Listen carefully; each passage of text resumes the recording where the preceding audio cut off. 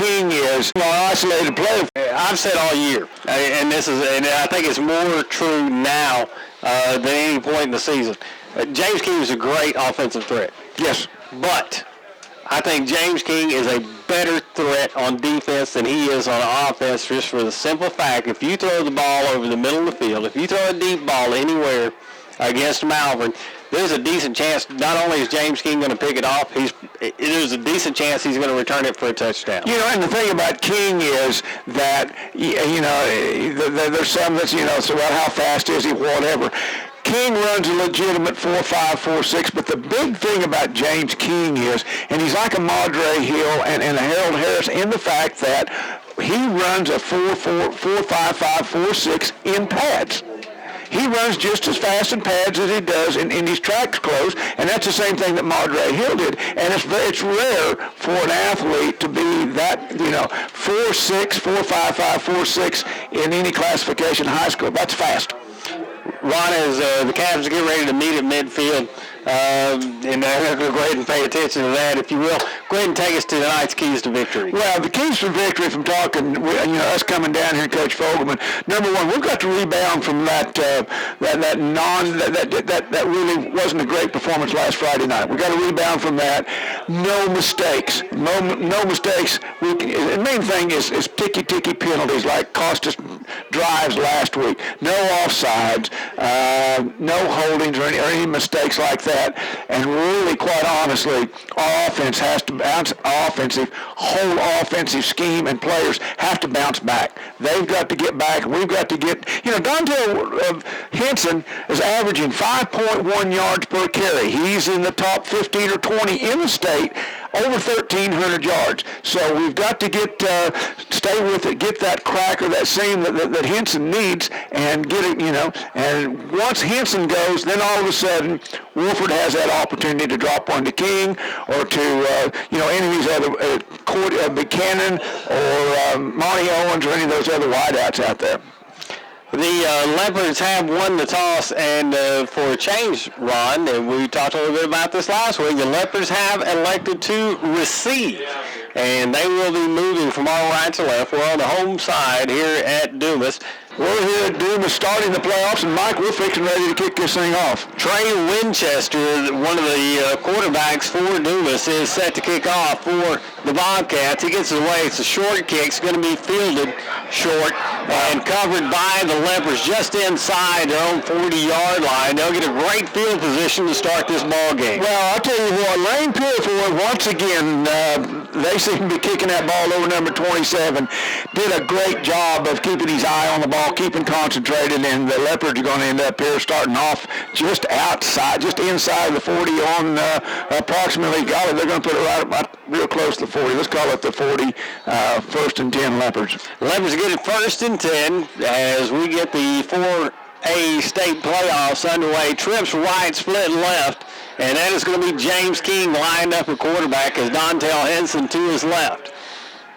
Fakes the give, now going to keep it. King going left, has room along the near sideline. He's inside the 40 of Dumas and run out of bounds. The Leopards have a first down. Outstanding job there of James King on isolated play, following his block. Monty Owens was out there in front of him, and Dontel Henson was out there in front of him. Took his time, let the block set up, and started out from with King in the shotgun, and something a little different for these Leopards. So we've seen it before, just not this soon in the ball game.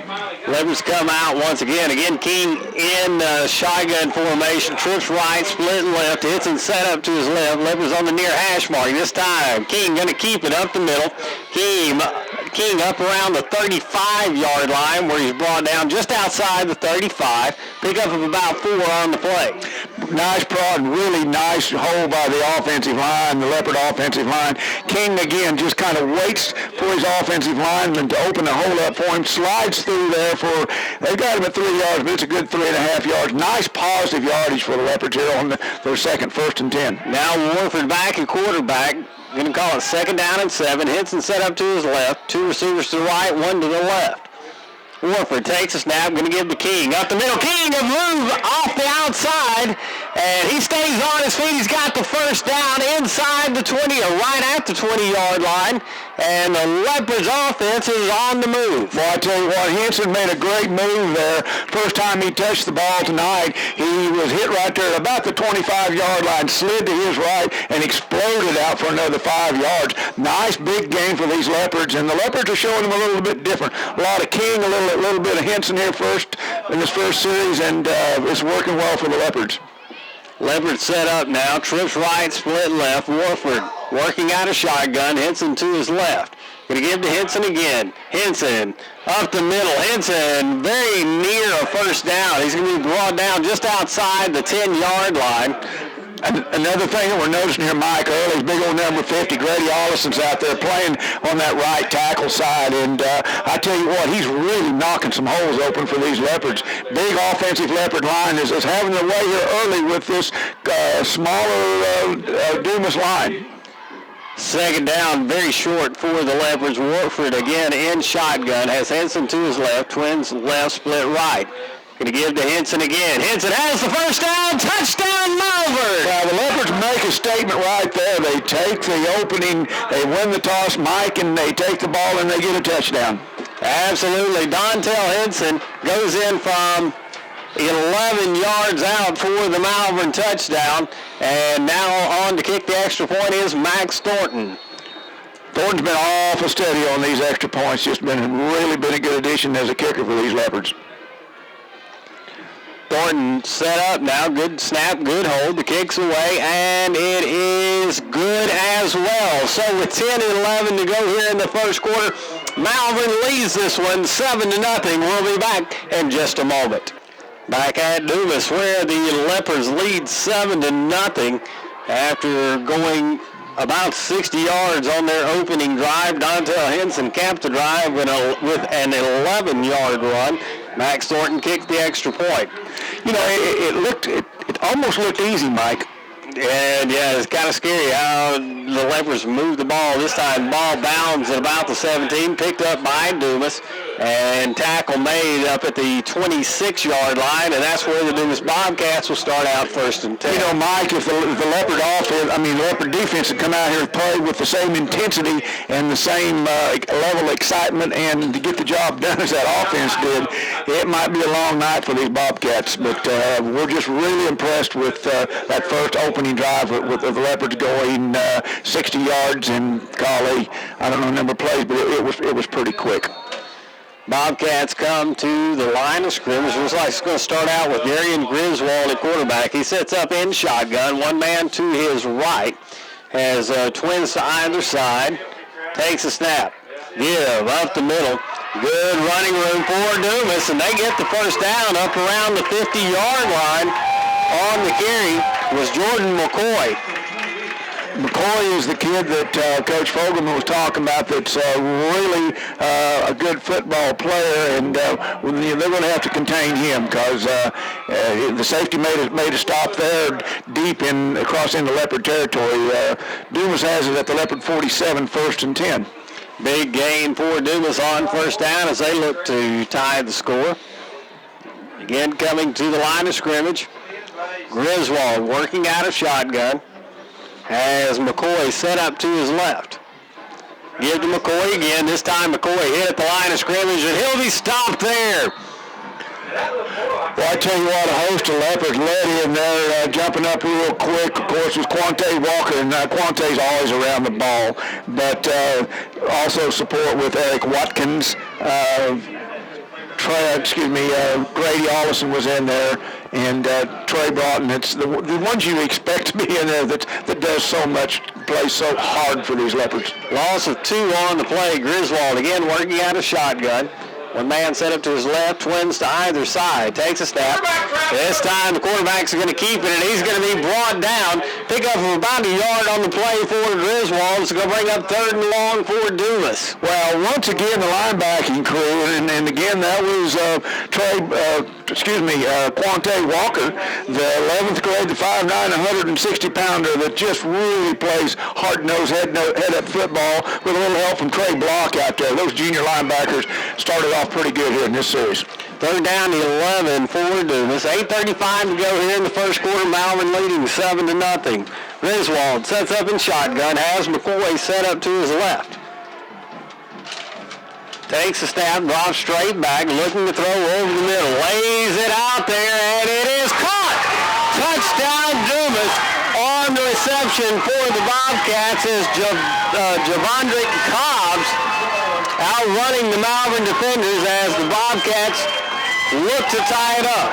I tell you what, Griswold laid the ball out there real hard, and Cobb showed outstanding speed in beating the Malvern safety in the corner, and ran right under the ball and hit him in stride, Mike. And it doesn't get any better than that from a quarterback to a wideout. Dead on was the quarterback, Darian Griswold. The kick is up, and it is good. So we've got a tie score now. 8:15 to go here in the first quarter. 7-7 here in Dumas. You're listening to Malvern Leopard Football. Ron, I believe you have an announcement. We need to make an announcement for the Arkansas Activities Association. The schools participating in this football playoff game, conference, or state basketball tournament game are members of the Arkansas Activities Association, as authorized by their school boards. The administration of these school boards have helped to write the rules and regulations that govern the participation of students in the competitive activities for the schools that are members of the AAA. The Arkansas Activities Association, which has sponsored this football game, is a voluntary nonprofit education association of some 500 junior and senior public and private schools of Arkansas. The regulations which guide the events adopted by the schools themselves and determine the type of program they believe to be most desirable for our high school youth. We will continue this in a minute. Holy cow, could they have written something longer? Dumas getting set to kick off to Malvern. The kick's away, another short punt, going to be fielded. Fair catch. And that's got to be a penalty. It will be. Fair catch called for at the 40-yard line. And Lane Purefoy calls for a fair catch and catches the ball and gets smacked. Great job by Purefoy. There's another concentration over on our left side, and Leopards will get 10 or 15 out of this one. I think it's a 15. Should put the ball about the 45 of Dumas. Our backup guy, Don Baker, says that's a 15-yarder, so we'll. And he is exactly right. Ball will put the ball inside the 45 of Dumas. So the Leopard offense now with a short field to work with. And so far, the short kicks have worked against Dumas, assuming, of course, the Leopards can capitalize once again. One receiver to either side as Warford sets up in shotgun. It's 2 men in the backfield alongside him. Warford takes a snap, looking to throw. He got him beat. Got a man down the far side. It is caught. James King had him beat and got down to about the 4, 5, 6 yard line, 9 yard line. Great call, Mikey. He had him beat all the way.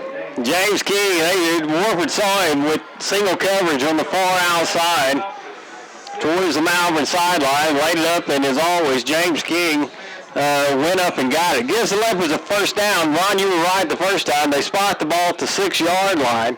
Well, I'm kind of like Wolford. Anytime I see James King out there with single coverage, I'm going to throw the ball to him. Wolford again working out a shotgun, 2 backs alongside him. This time he gives Henson in on the inside. Henson will get down to about the 5 yard line, pick up a yard on the play, bring up 2nd and goal.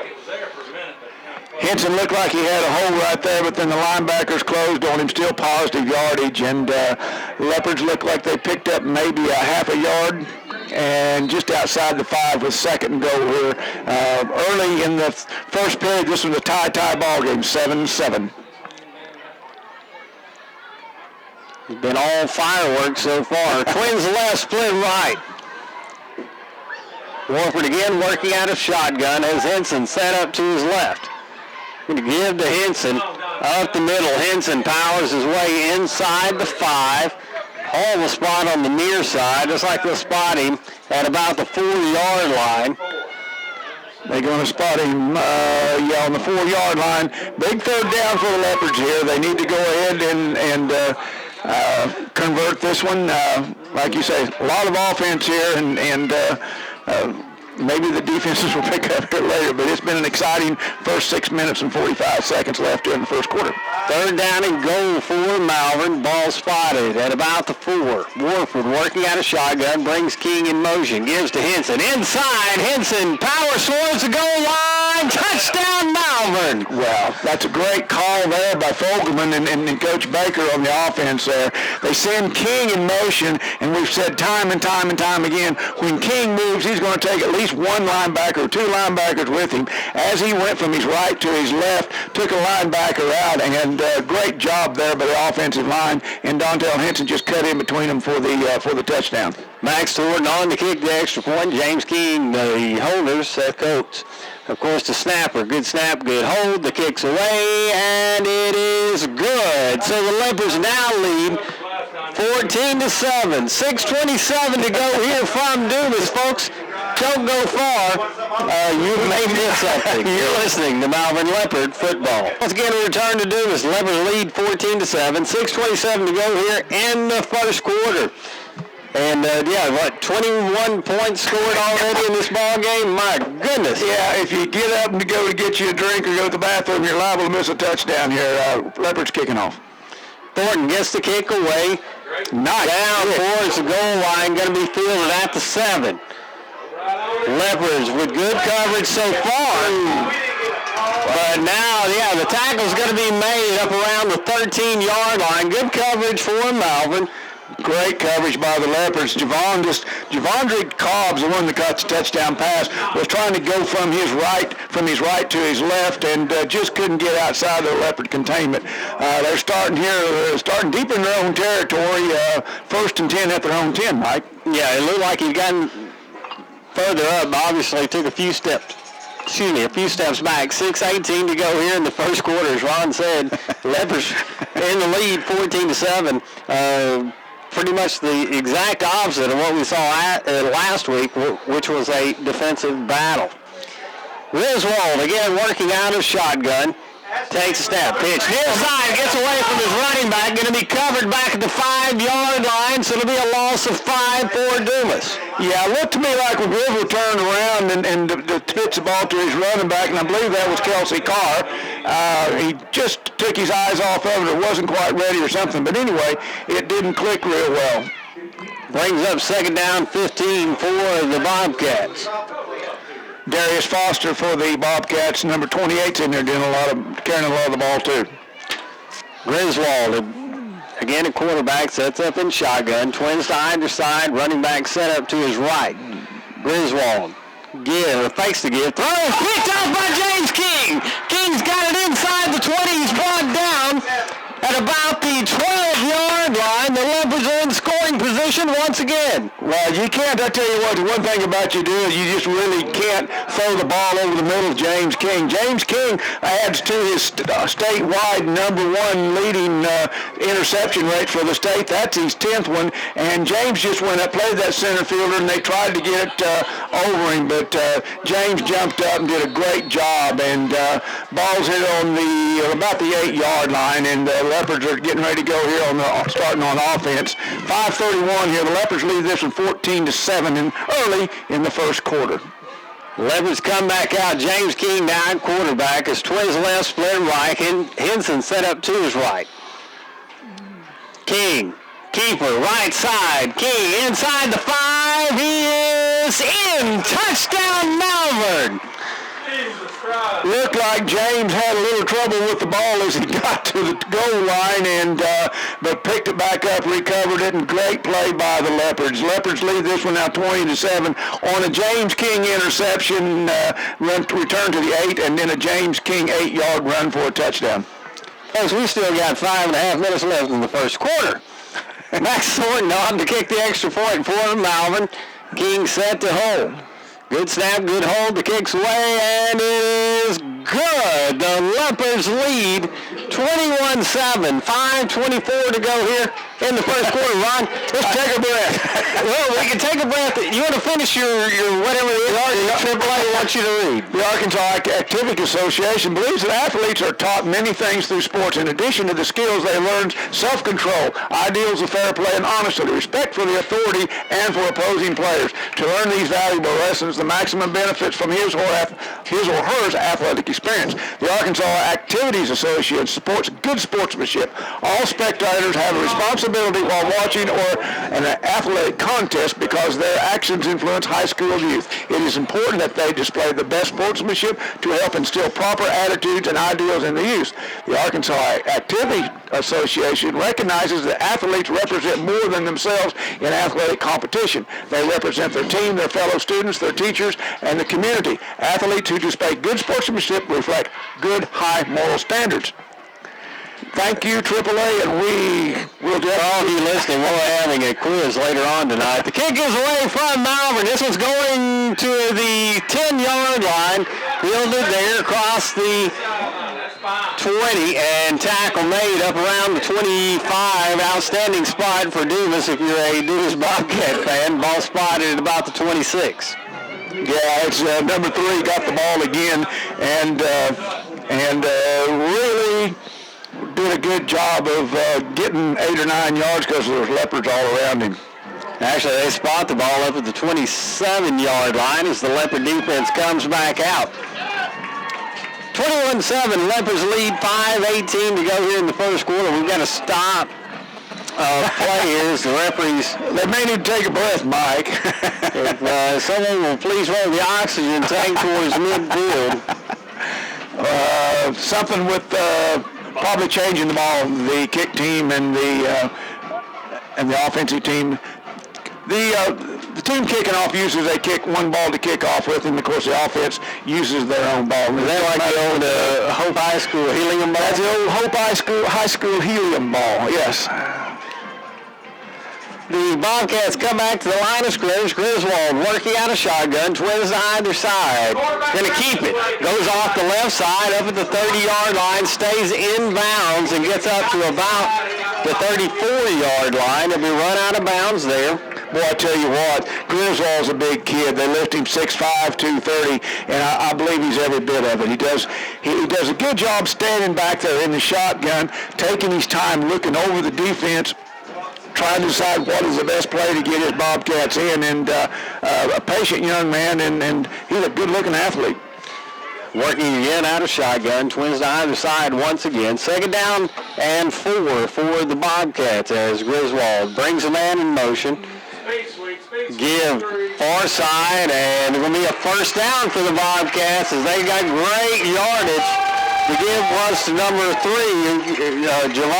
Javondrick Cobbs, who caught the touchdown pass earlier, and he'll get well into Malvern territory. Cobbs did a good job then of going from our right to his left out around that kind. Picked up a couple blocks. They pinched the end of the linebacker, and I want to tell you something. This kid's really got some speed. He showed it on the touchdown pass, and on that almost not an end around, but a wide out around. First down and 10 now for Dumas as they come back to the line of scrimmage. Griswold again at quarterback, twins to either side for the Bobcats. Griswold takes a snap, keeper up the middle, hit the line of scrimmage, and Griswold's going to fall forward very near the 40-yard line. He'll pick up maybe 2 on the play. Griswold, as big as he is, he ran into one about his own size that time. 6'4.5", 265-pound, looked like Grady Ollison, and he may have got a half a yard, but Grady had him right there, said hello, and stopped him in his tracks. Brings up 2nd down and 9 for the Bobcats. 4:34 to go here in the first quarter. The Leopards leading 21-7. Griswold again in shotgun. Pretty much the same formation we've seen from the Bobcats so far all night. Griswold takes a snap, looking to throw over the middle. Throwing the right side. Got a man wide open. Touchdown, Dumas.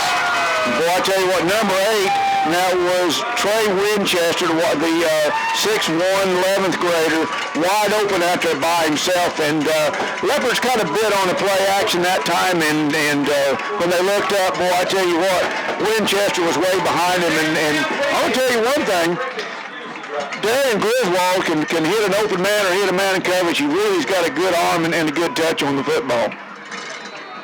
The Bobcats set up for the extra point.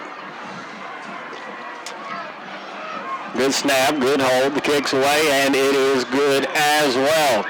So Leopards lead 21-14. A lot of fireworks here in the first quarter. 4:13 to go in the first. You're listening to Malvern Leopard Football. Let's get a return to Dumas. I want to apologize right now. We'll take a look. We've been playing pretty much the same commercials over and over. I just figured out the CD player was going back to the start. Nonetheless, we'll get the other sponsors in. We appreciate all of them. Kickoff this time inside the 20. Good return from Malvern as they'll get up over the 30 to about the 32-yard line. Yeah, the home crowd gave the Dumas team a standing O just for kicking off. Yeah, they're excited. They started the Leopards at the 32-yard line instead of the 45 or the 50, and nice return in by Henson to get up through there. But first and 10, 4:07. If you just joined us, 21-14. Leopards lead this one. 4:07 left in the first quarter. That's right, the first quarter. More points we had all week last week already. Leopards come to the line of scrimmage. Fake to give. Warrior looking to throw. Far side. Pass complete. Up around the 40 to the 41-yard line. It'll be a pickup of 9 from Malvern to bring up 2nd and 1. Well, I tell you what, Austin Wolford really had a good choice there. He had the short route, and then he had James King going deep, and James King was once again one-on-one going down that left side. So we expect to see some of that. But I believe he hit Clint. Was that Clint he threw that pass to? Clint Buchanan? I believe so. Twins to either side. Again, this time, Henson near side. He's got the first down across the midfield, brought down at the 43-yard line of Dumas. Yeah, Henson was one block away there, a block from the outside here with the downfield man, and Henson would still be running. Missed a block, but Henson did a real good job. Leopards with outstanding field position here. We'll have first down and 10 at the 43-yard line of Dumas. I remind you to watch this exciting ball game, 4 o'clock tomorrow, Channel 13, Sudden Link. We thank our friends at Sudden Link for making this possible. Twins left, split right. Warford alone in the backfield, brings a man in motion, that's King. Fakes to give to King, to Warford, keeping right side, looking for room, and he's going to be brought down the backfield, loss of about 3 on the play. I tell you what, the Bobcats weren't fooled by that one at all. They run King across in front of him, fake the fake to King going across. The linebacker, of course, followed King from our right to our left, but the defensive end stayed home and actually dropped Austin for about a 2.5 yard loss. Brings up 2nd down, 13 for Malvern. Ball spotted just inside the 47 of Dumas. That is King working out a shotgun on the keeper. King across the 40-yard line, cuts inside, darts back out. He's got the first down inside the 30 of Dumas.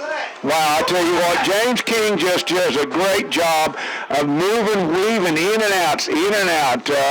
Great lateral moving, late being able to see, and great play, great move by James King, our isolated player. We're not keeping stats up here, but I want to tell you something. King's had a heck of a first quarter here with an interception and a touchdown and 2 touchdowns and a lot of runs. First down and 10, ball at the 28 of Dumas. Leopards leading 21-14, 2:07 to go here in the first quarter. Give to Henson, up the middle. Henson hit at the line of scrimmage. He'll get maybe a yard on the play to bring up 2nd down and 9.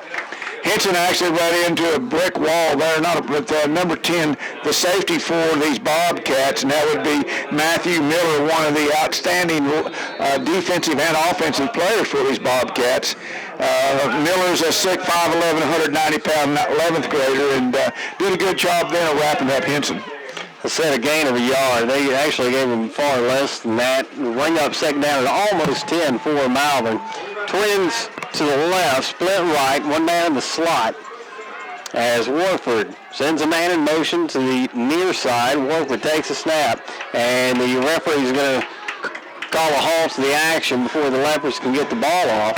That may have been a 25-second clock. I looked at the 25-second clock had been reset, and normally that's what they got him for. No illegal procedure. So that'll be a 5-yarder against the Malverns. We're going to bring up second down and 15 for the Leopards. Holding on right now to a 21-14 lead, a minute 21 to go here in the first quarter. That's right, a minute 21 in the first quarter, 21-14. Leopards come back to the line of scrimmage, facing essentially a second down and 15. Twins left, split right. Warford working out a shotgun, sends a man in motion to the near side. Takes the snap, going to give. Henson, and Henson's going to be dropped for a slight loss in the play. It's going to bring up third down and about, we'll call it 16 for Malvern. I noticed out there one-on-one I was talking earlier about James King having one-on-one coverage. Think about they've got, with King out there, they got number 3, Javondre Cobbs, the outstanding speedy receiver D-back for these Bobcats. So but one thing about King's got about a 2.5 inch vantage height on him. So we'll see what happens on the long third and 17 to go here. Really about 16 for Malvern as Warford takes a snap, throws right side, pass complete to James King, going to be short of the first down at around the 21, 22-yard line. It will bring up fourth down, but the Leopards, Ron, you have to assume, are in 4-down territory. Yeah, you would think so. James, he led, Wolford did an excellent job throwing it out there where only James could catch it. Led him just a little bit. James had to dive for the ball. He hits him in stride. James still scores another touchdown. That's the end of the first quarter. The Leopards lead this one 14-7. We'll be back to Dumas after these messages. Back at Dumas, first round of the 4A state playoffs. Leopards and Dumas in a, I wouldn't call it, I don't know what you call it, a fireworks show at this point. 21-14 Malvern leading. They've got the ball. They're going to face fourth down and about 3.5 yards here to start the second quarter, Ron. If you blinked, you missed something in the first quarter. I'm not going to say it's a track meet, but it has the potential, and it's the beginning of one. It's back and forth, back and forth, back and forth. Big play here for the Leopards to go ahead and keep this drive alive and get a 2-cut touchdown cushion instead of just the one. Full backfield for Malvern as Warford steps under center, power I formation. We got a flag down. Not sure what this is. Called by the linesman over here, and look like the Leopards are backing up. And that's where the Leopards lined up offside. They're calling a false start or an illegal procedure on Malvern.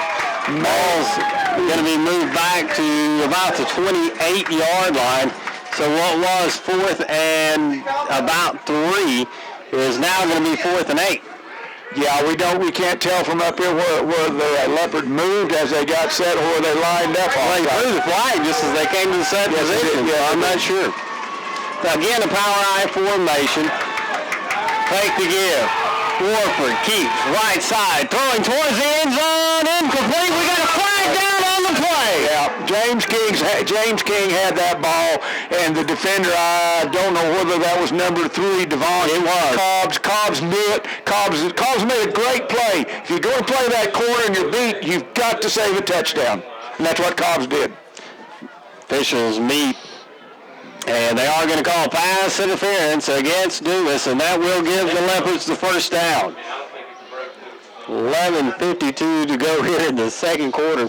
I tell you what, Wolford did an excellent job rolling out to his left, which is tough for a right-handed quarterback, and then throwing that ball down there where James could get it. And like I say, it was one of those situations. If Cobbs hadn't interfered with him, going from? We want to take the hold or the interference. Which one's the biggest one?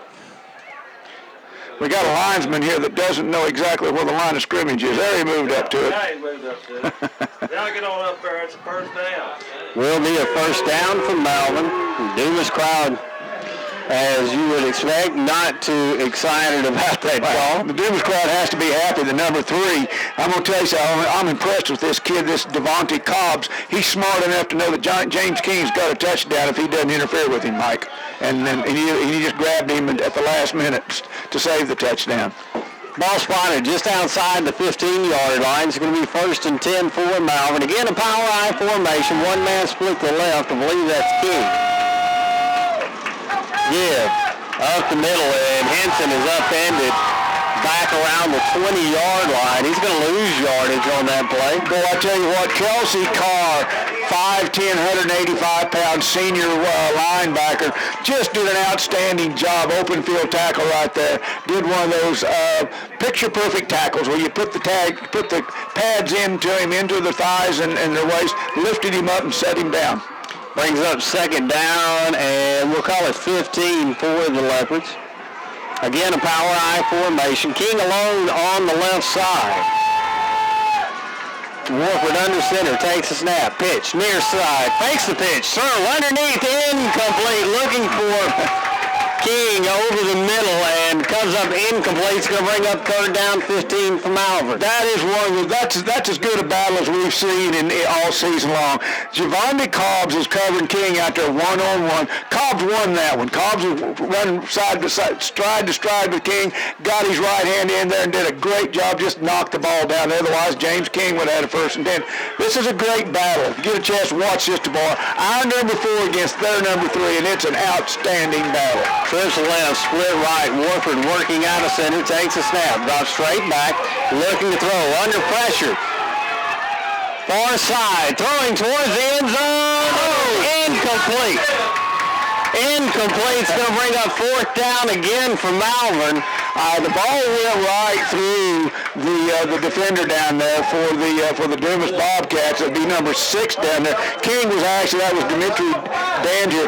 King was on double coverage behind the guy, but I think the ball was changed directions just enough to throw it off where James couldn't quite pick it up. We can release after the ball is thrown. He can't throw it that late, man.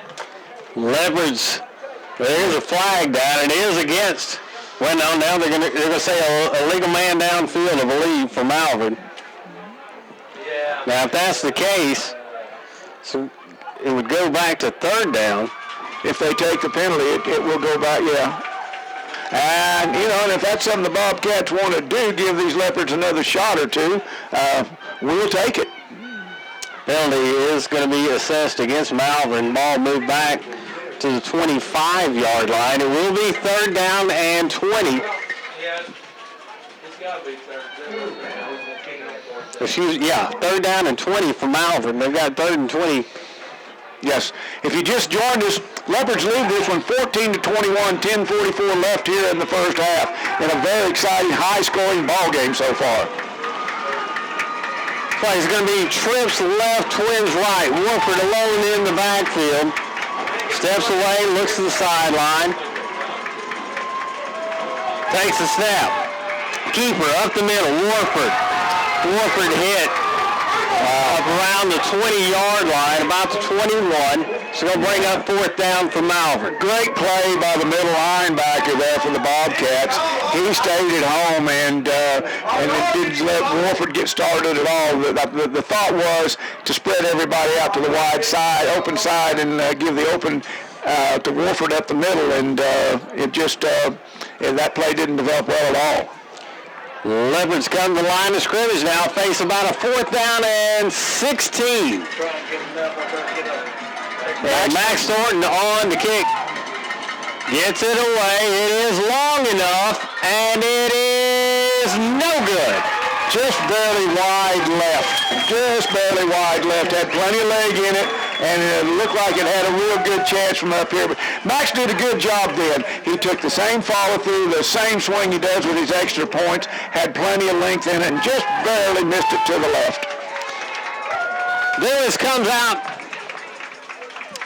and now has the opportunity to tie it. It's the first time a defense has had a stop on the night, and the Dumas Bobcats are the first defense to come up with a stop so far. Yeah, it's Griswold working out a shotgun. takes a snap. Give, near side, trying to break to the outside. Good pursuit by the Malvern defense. Darius Foster, number 28, did a good job of trying to get out and didn't quite get the corner turned as much as he wanted to, but did pick up positive yards, about 4.5 yards. And one of the things that just bothered us here, one of the things, the keys to victory the Leopards cannot do is no mistakes. And in that last drive, it was actually throttled by mistakes, and it's something the Leopards can't do against a good scoring team like this. We'll see if the defense can buck up and stop them here. Call it 2nd down and 6 now. Griswold again, 2 men in the backfield. Twins right, split left. Give, fake the give, looking to throw, near side. Man on coverage is Javante Jones. It goes off his back. Incomplete. They're going to throw a flag. That's inconceivable. That is absolutely unbelievable. I guess they threw you've got to see this on Channel 14. Channel 13, I'm sorry. They're calling, I don't know the hit. There was no contact whatsoever. And it hit our ball player, and like Michael said, Javante Jones in the back. And I just do not understand that call. They're still meeting. Hopefully sanity will come into play in this meeting. We've seen some bad ones, folks, but that's the worst one yet. Whether it stays or not, I don't know. We don't have instant replay. We have instant replay with our great film crew.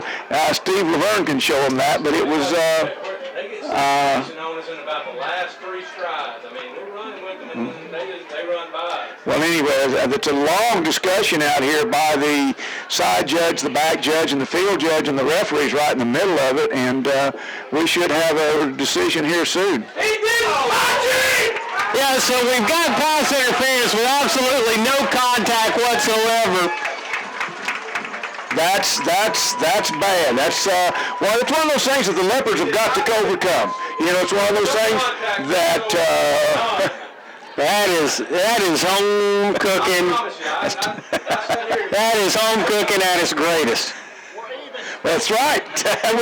We got some fans down here from us and Dumas, and then they're correct. Well, they got one call that's very, very questionable against them, and this one here, and they just turned around, and even is true. It was this one was a little more flagrant. But anyway, the Leopards have to go ahead and just buck up here. I don't know what's taking so long with the back judge over there talking to the Bobcats. My guess is at this point he's asking for help in spelling his own name. Well, it's a situation that he's explaining all of the options to the Dumas Bobcats, and obviously that I would think. I mean, there is no choice. Well, I don't understand what the conversation is right here. I don't think he knows. Well, he's looking for the line of scrimmage. Here we go.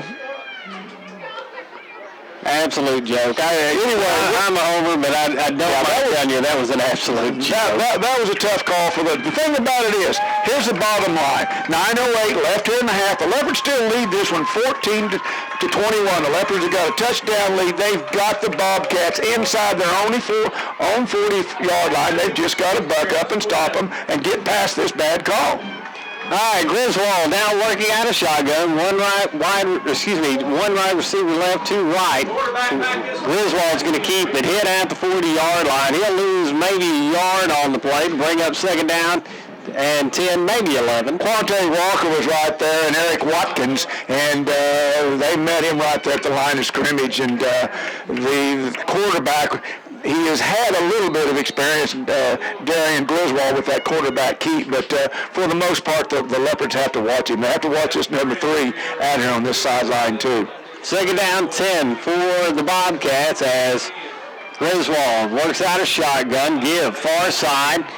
Wow. Good pursuit there by the Malvern Leopards. Kelsey Carr on the carry, brought down at about the 38. Well, I tell you what, Quante Walker and Trent Block, 42-43. I keep bragging on these kids, these junior linebackers. They met him with authority, they met him with an attitude, and they really smacked him down. Great lateral pursuit by the junior linebackers, 42-43, and that's, like I said, Walker and Block. These kids are really playing well.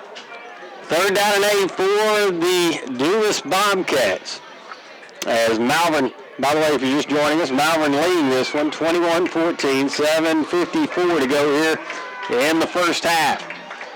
Griswold working out a shotgun, takes a snap, has pressure, screen pass underneath, first down for the Bobcats. Nice read by Griswold right there. He saw the corner blitz coming, knew that there was an opening right open there. They had the blitz on the linebackers and the corner coming. He knew that there was going to be an opening right there, laid the ball over his offensive line, over the defensive tackles. That's a great call, great read by the Bobcat quarterback, Griswold. This kid's really impressing me. Of course, at 6'4", 6'4", 6'4.5", 6'5", he can see a lot of things out there that shorter quarterbacks can't.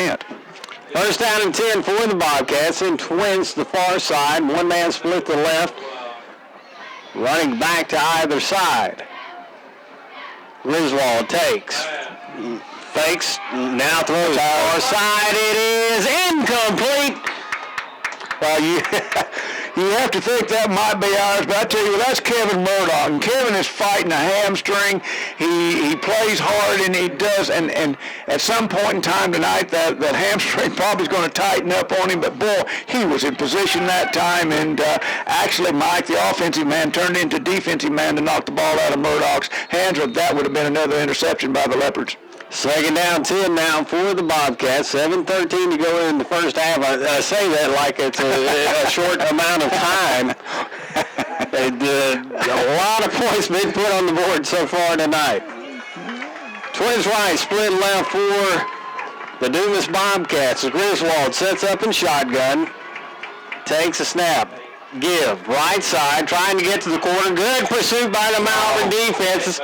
And tackle made after a gain of about a yard. Should bring up third down and 9 for Dumas. I'm looking at it. I'm pretty sure. Yeah, it is. Number 43. Another, that's Trent Block come out there. He was back in pass defense, and he came up there and, knocked the ball carrier down. Great pursuit, great lateral movement, great vertical movement then by Block to come up there and stop the Bobcats for a 3-yard gain, excuse me. Brings up third down and 8 for Dumas. Big play for the Malvern defense, leading 21-14. Griswold again working out a shotgun. Takes, gives, fakes the give. Throw over the middle, incomplete. Goes in and out of the hands of the wide receiver and in and out of the hands of the Malvern defender. Yeah. Will bring up fourth down for Dumas. Yeah, that was a very catchable ball and could have been gone, picked up. So anyway, we'll see what Dumas decides to do for it. The offense still on the field for Dumas. And this is a huge play for the Malvern defense. Yeah, fourth down and 8. Ball at the 47 of Malvern. Showing a lot of confidence in this Dumas offense here. Griswold again in shotgun. Takes a snap. Fakes a give. Throw near side. Complete. First down and more. Javante Jones giving chase from the far side, and Dumas is in for the touchdown. Javondre Cobbs on the reception. You've got to know where number 3 is. You've got to do something to slow him down. Either bump him at as he takes off or whatever. But he ran free through the backfield then. And again, I want to tell you something. I don't know that other than the interception, the Griswold has thrown a bad pass, and I'm not so sure that the interception that King made was that bad of a pass. King was just in a great place. Nice run and catch by number 3. Javondre Cobbs. Kick is up for Dumas, and it is good. We've got a tie score here, 6:12 to go here in the first half. You're listening to Malvern Leopard Football. Back at Dumas, where the Leopards and Bobcats are tied up 21-21, 6:12 to go here in the first half as Dumas gets set to kick off to Malvern. The Bobcats tied the score on a 47-yard pass from Griswold to Javondre Jones. That's really a nice combination for these Bobcats. I can see how they've won 8 ball games with these two kids playing together. Kick is away, angled towards near hash mark, fielded by King. King across the 30, at 35, 40, and run out of bounds at or just shy of the 40. Leopard start with really outstanding field position again, just inside of their own 40-yard line. 6 minutes left here in the first half, and this is a 21-21 ball game. The Leopards had Dumas stopped apparently and got a horse pursuit call on a interference that still has us kind of shaking our heads up here. Anyway, it kept the Bobcat drive alive. I'll get down here in a minute, and they were able to go ahead and take it in to tie this ball game up. Twins left split right now for the Leopards as Warford sets up in shotgun, brings a man in motion to the near side. Going to give Henson right side. Henson across the 45, stays on his feet, has the first down and is into Dumas territory. Henson did a real good job, Mike, then, of just waiting for everything to open up in front of him and not getting excited, letting them overrun him, then cutting back to his left or his right, and made a real nice run. Nice start for this drive for the Leopards. Now they're inside Bobcat territory at the Bobcat 43, 1st and 10, Mike. As Ron said, 1st and 10. Just under 6 minutes to go here in the half. 21-21 tie. And we're going to see some more scoring before this one's over. I can promise you that. Trips left, Twins right. It's like King alone in the backfield. Brings a man in motion. That's Henson. Face to give. Now King right side. King along the near sideline. He's at the 10, the 5. Touchdown Malvern. You know, there's people that talk about King's speed. King runs fast enough to outrun everybody on the field. He ran fast enough there. 43 yards. And that makes it a 27-21 ball game. With King and Henson back there, with King at the quarterback, Mike, they have to honor what Dontel Henson coming across there. And then, King, all King needs to do is get outside and just go. I mean, the kid is amazing now how fast he can go when he just looks like he needs to. Leopards on for the extra point now. Good snap, good hold, the kick's away, and it is good. We said just a minute ago probably some more scoring, probably some more. 5 minutes and 4 more touchdowns for this half. 5 minutes and 49 seconds left. The Leopards have just taken the lead back 21, and the Leopards are 28. We'll be back after these messages. Once again, we return to Dumas. Leopards lead 28-21. 5:49 to go in the first half, and Ron, at this point, I fully expect another 49 points to be scored in this half. It's really something, I'm telling you.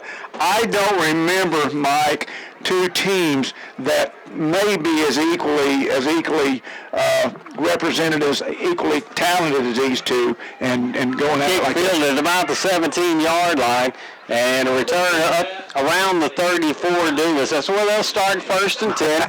Leopards leading by 7, 28-21. I think the big thing, and you made an excellent point earlier, you know, we go from a defensive battle last week that was 3-0 for so long into the ball game to 28 points scored by the Leopards and 21 by the Dumas Bobcats. We still got 5 minutes and 43 seconds left here in the first half, so get your breath here at halftime coming up and stay with us for the second half, because this one's going down to the wire, I think. Trips over here. Bobcats come back to the line of scrimmage. Griswold working out a shotgun. One man set to his right. Takes a snap. Fakes the give, looking throw. Near side it is incomplete, almost picked off by James King. King almost had number 11, and thing about it is, with his speed and he had a lot of ground to make up, obviously saved probably a touchdown saving pass breakup, Mike. Oh, absolutely, and I'm going to tell you what, James covered a lot of ground on that play. We've talked all year. The colleges tend to look for these 4-3-0 guys, whatever you want to call them. James' football speed is as good as anybody I've seen all year. James has got the ability to get there. He's smart, and he knows what he's got to do. But like I said, he's got the speed to turn on when he needs it and does it. Griswold going to take a timeout Quite honestly, I could use some break as well. We'll get our breath through here. We'll take a break as well. 5:39 to go here in the first half. Leopards lead 28-21. You're listening to Malvern Leopard Football. Once again, we return to Dumas, where the Leopards lead 28-21. We got 5:39 to go here in the first half. It's been a track meet for the most part. If you enjoy high school football at its best, you've got to watch this one tomorrow. Channel 13 on Suddenly. Second down 10 for Dumas. Griswold takes a snap, looking to throw near side, over the middle. Pass is incomplete. Had an open man at the 45-yard line. Can't come off with it. He was targeting Montdre Spencer. Yeah, and Spencer was open going across there. They're doing a good job of running the wide outs behind our linebackers and under our safeties. And corner's going to have to buck up and give them just a little less room over there. So we're got third down and 10. Big play for the Malvern defense. You better find number 3, Mike. Better find number 3. 3 is obviously a big threat, but the Bobcats offense has found several wideouts open so far. Griswold working out a shotgun. Running back set up to his left. Trips left, split right. On the far hash mark, he takes a snap. Rolling near side, throws underneath. Incomplete. It's going to bring up fourth down and 10 from the 30. You got to think that, that they may go ahead and punt this ball. Looks like they're running some kids out there, so they may. This stop for the Malvern defense. 5:39 left in the first half, and we've got our first punt. Yeah. Absolutely. They may not. They may play it. On the kick, presumably for Dumas, is Trey Winchester, which is another one of the quarterbacks. Yeah, Don Baker's up there with us. Makes a great point. They can easily fake this punt too. Winchester set up around his 15-yard line. Takes a snap, gets the kick away. High, short kick. Goes out of bounds, very near midfield. That's going to be shy of midfield. The Leopards run with 5:21 to go here in the first half. They're going to get the ball in Dumas territory. Not only that, they're going to get it here inside inside the 50, somewhere around the 47, 48-yard line. And the Leopards have shown a great ability to score against these Bobcats tonight. And they're starting on the short field again with 5:21 left here in the first half. Leopards come to the line of scrimmage. King set up at quarterback. Brings a man in motion. Give near side. That's Henson. Henson hit at the 40-yard line, brought down at the 38. He's going to be about 2 shy of the first. Once again, Mike, that's that 2-headed snake you got back there. I mean, it's a python. It's a rattle. It's the most destructive snake you can have with Henson and King back there. Both of them excellent speed, excellent ball carriers, and it just gives the Leopards a lot of opportunities and a lot of options to run that when Henson starts from his left to his right and runs right there under the quarterback. Ball just inside the 38 as Warford brings King in motion. Takes a snap, give Henson up the middle, and he's hit. Going to be dropped for a loss back at the 40-yard line. Yeah, big old number 57 and big number 75 for the Bobcats. And, I don't even have a 57 on here, but he's out there. Big number 75 is Stephen Mitchell, a 5'11", 275-pound junior. Stopped the play for the Bobcats. Big third and 5 here for the Leopards, Mike. Third down and 5, as Ron said, big play. Leopards can have an opportunity to add to their lead here. Warford alone in the backfield, takes a snap, going to keep it, and going to be hit at the 45. He'll be dropped for a loss. Yeah, we don't know whether that was a quarterback draw or a busted play or what, but it was one of these things that the play just didn't develop out like it wanted to. Once again, the Leopards now going to be forced to punt. 3 minutes and 26 seconds and counting. The Leopards leading this with 28-14, but they've got to give the ball back over to this dangerous bunch of Bobcats from Dumas. Number 3, the ever-dangerous Javonte Cobbs back to receive the punt. Clint gets a nice punt. Fair catch by, and he's missed it. The ball is on the ground, and they're going to... Now he's coming this side, and he's dangerous. He's at the 5, 10, 15, 20, 25, 30, and they run him out at about the 20-yard line. Javonte Cobbs had signaled for a fair catch. Missed the ball. The ball went behind him back to approximately about the 2-yard line, and the speedy number 3, Cobb, started to his left and did pick up some yardage and did make it up to. They're going to spot the ball, I believe. We'll see the spot here in a minute.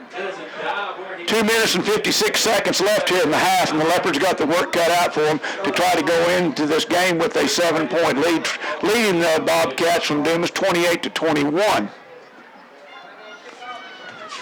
The referee's talking to the linesman who held it up for some reason. We don't know what. Now they have thrown a flag. There is a flag down. The referee's talking amongst themselves. Eric got whipped. So we'll see what the call is. Once again, if you just joined us, this has been an outstanding high school football game. 2 very, very balanced, excellent football teams, back and forth, back and forth. We have an illegal procedure call against the Bobcats after they never came to the line, so I don't. So anyway, after all of this, the Bobcats have the ball, 1st and 10 at the 15, and they're signaling to stop the clock, and the clock's not running. So they're going to. And I don't. The Bobcat coach goes out, and I don't blame Coach Mark Courtney. Coach wants to know what's going on, trying to figure out why in the world things are like they are. And Coach Courtney and his staff of Derek Anderson, Jay Sweat, Jacob Reynolds, Lindsey Wynn, and Mitch Hobbs have done an outstanding job, and they're out there trying to explain. It had a lot to do with the fair catch, the fumble, and I'm not so sure that Coach Courtney got the answer he wanted, but he got, he must have made his point quite well, because they moved the ball from the 15 to the 20. So Mark went up for the Dumas Bobcats head coach. Mark Courtney won that one, and the Bobcats fixed to take the ball here. 2 minutes and 56 seconds left, facing the Leopard defense. Big old Darren Grizzle back at quarterback. Now the referees are over talking to Coach John Fogelman, and Coach Fogelman has had his say. The referee's coming back. The ball's not going to move, it looks like. So finally, after all this, looks like we may be able to get ready to, they've started the clock. Griswold back, trips right, singles up, and wide out left. Number 3, that's the dangerous Jacob. Back-to-back, throwing very deep into there, and it is overthrown. Number 8 down there for the Bobcats, that's Trey Winston. And he was actually, Murdoch did a really good job. Murdoch was questionable tonight. Kevin was, because of that hamstring, but he stayed stride for stride with him. And I'm going to tell you what, Javonte Cobbs did a great job of getting down there, but this Darian Griswold, big, tall kid, big, strong kid, great arm, and really sees the field well.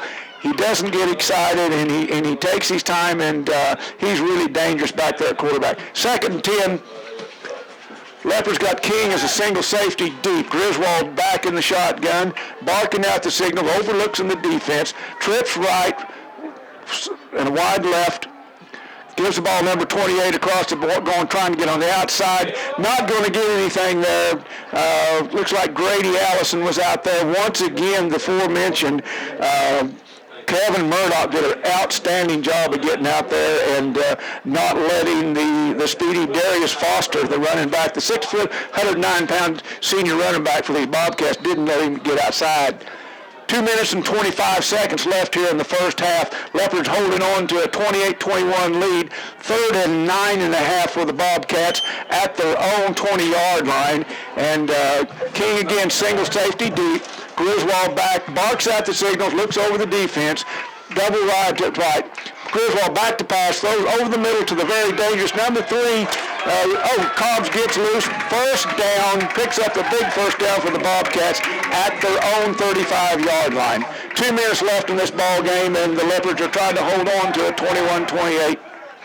2 minutes left in the half. It's in the half. Not in the ball game. Although you would think with a 21 score, it might be at the end of the ball game. It's just inside 2 minutes here in the first half as both offenses have put up a lot of points so far. 1st and 10 at the 35. Griswold working out a shotgun as a man to either side. Takes snap. Throws far side underneath. Pass complete at the 40. And tackle made in Leopard territory about the 46, maybe a 47-yard line. Well, what's happening then, they're running the speedy outside wide receivers, and that time it was number 8, Trey Winchester, ran the safeties and the corners off, and they just made a late delay throwing out there, and I believe it was number 5. That would be Jonathan Spinks. I think that's who that was, Mike. Anyway, another 1st and 10 for the Bobcats at the Leopard 48-yard line. 1st and 10, 1:36 left in the first half. Bobcats at the line of scrimmage, 1:36 to go in the half. Griswold working out a shotgun, drops straight back, looking to throw. Near side, incomplete. Had a man open on the near hash mark, but the pass goes incomplete.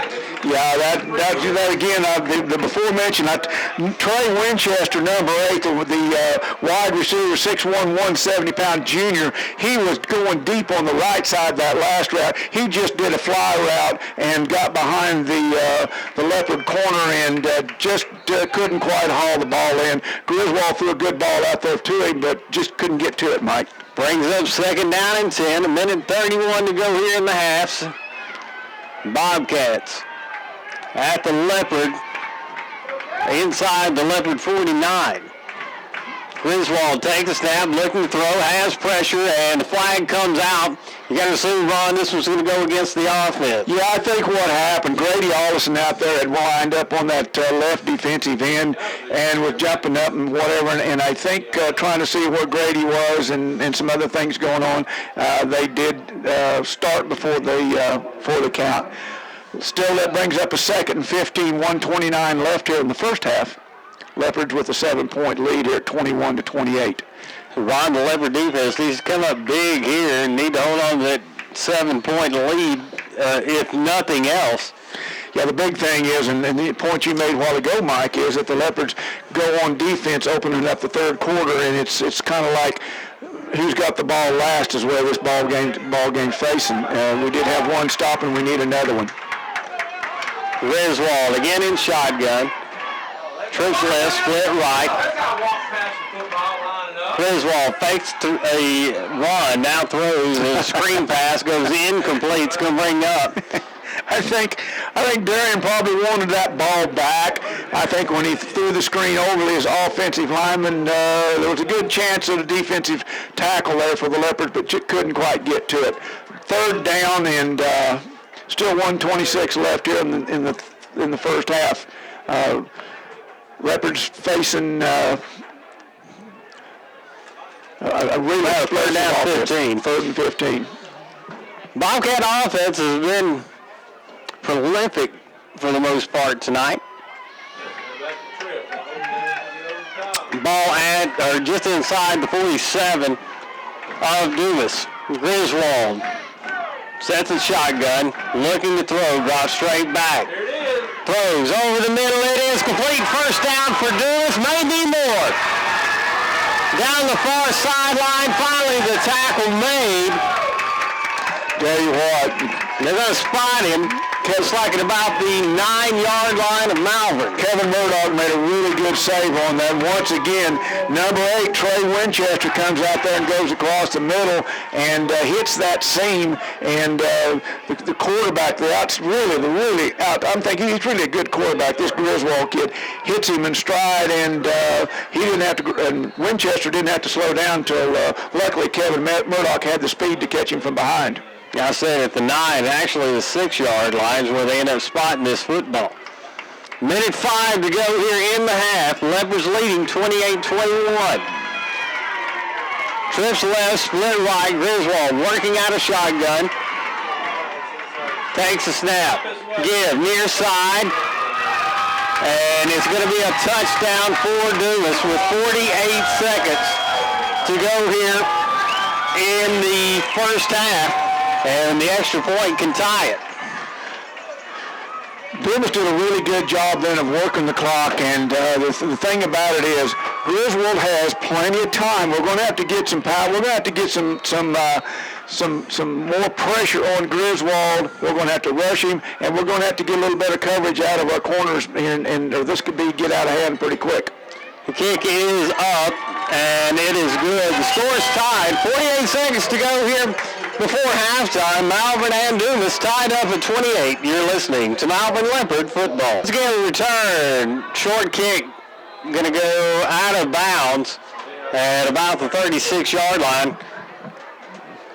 Leopards are going to start off again at their own 40-yard line. Excellent field position for the Leopards. Like it may be a re-kick. They're going to make them.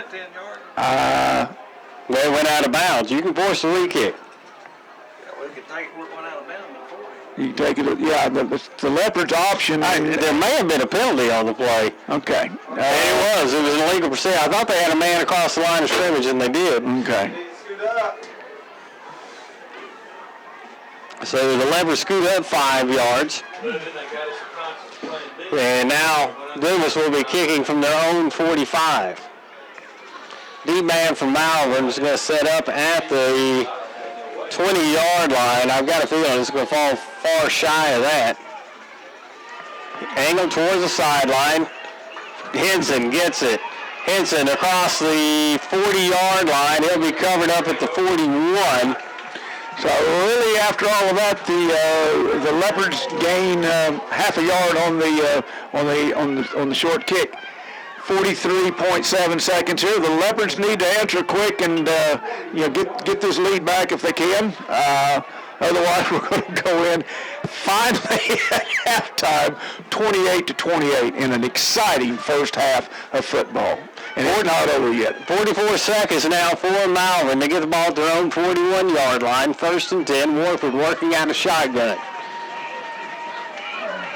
Trying to draw Dumas off sides, and it may have worked. Yeah, they big number 75. We'd given him a call or two earlier. He's the Shane Mitchell, defensive lineman, 5'11", 275 pounds, and he looks every bit of 275 pounds. 5 yards for the Leopards and no time off the clock.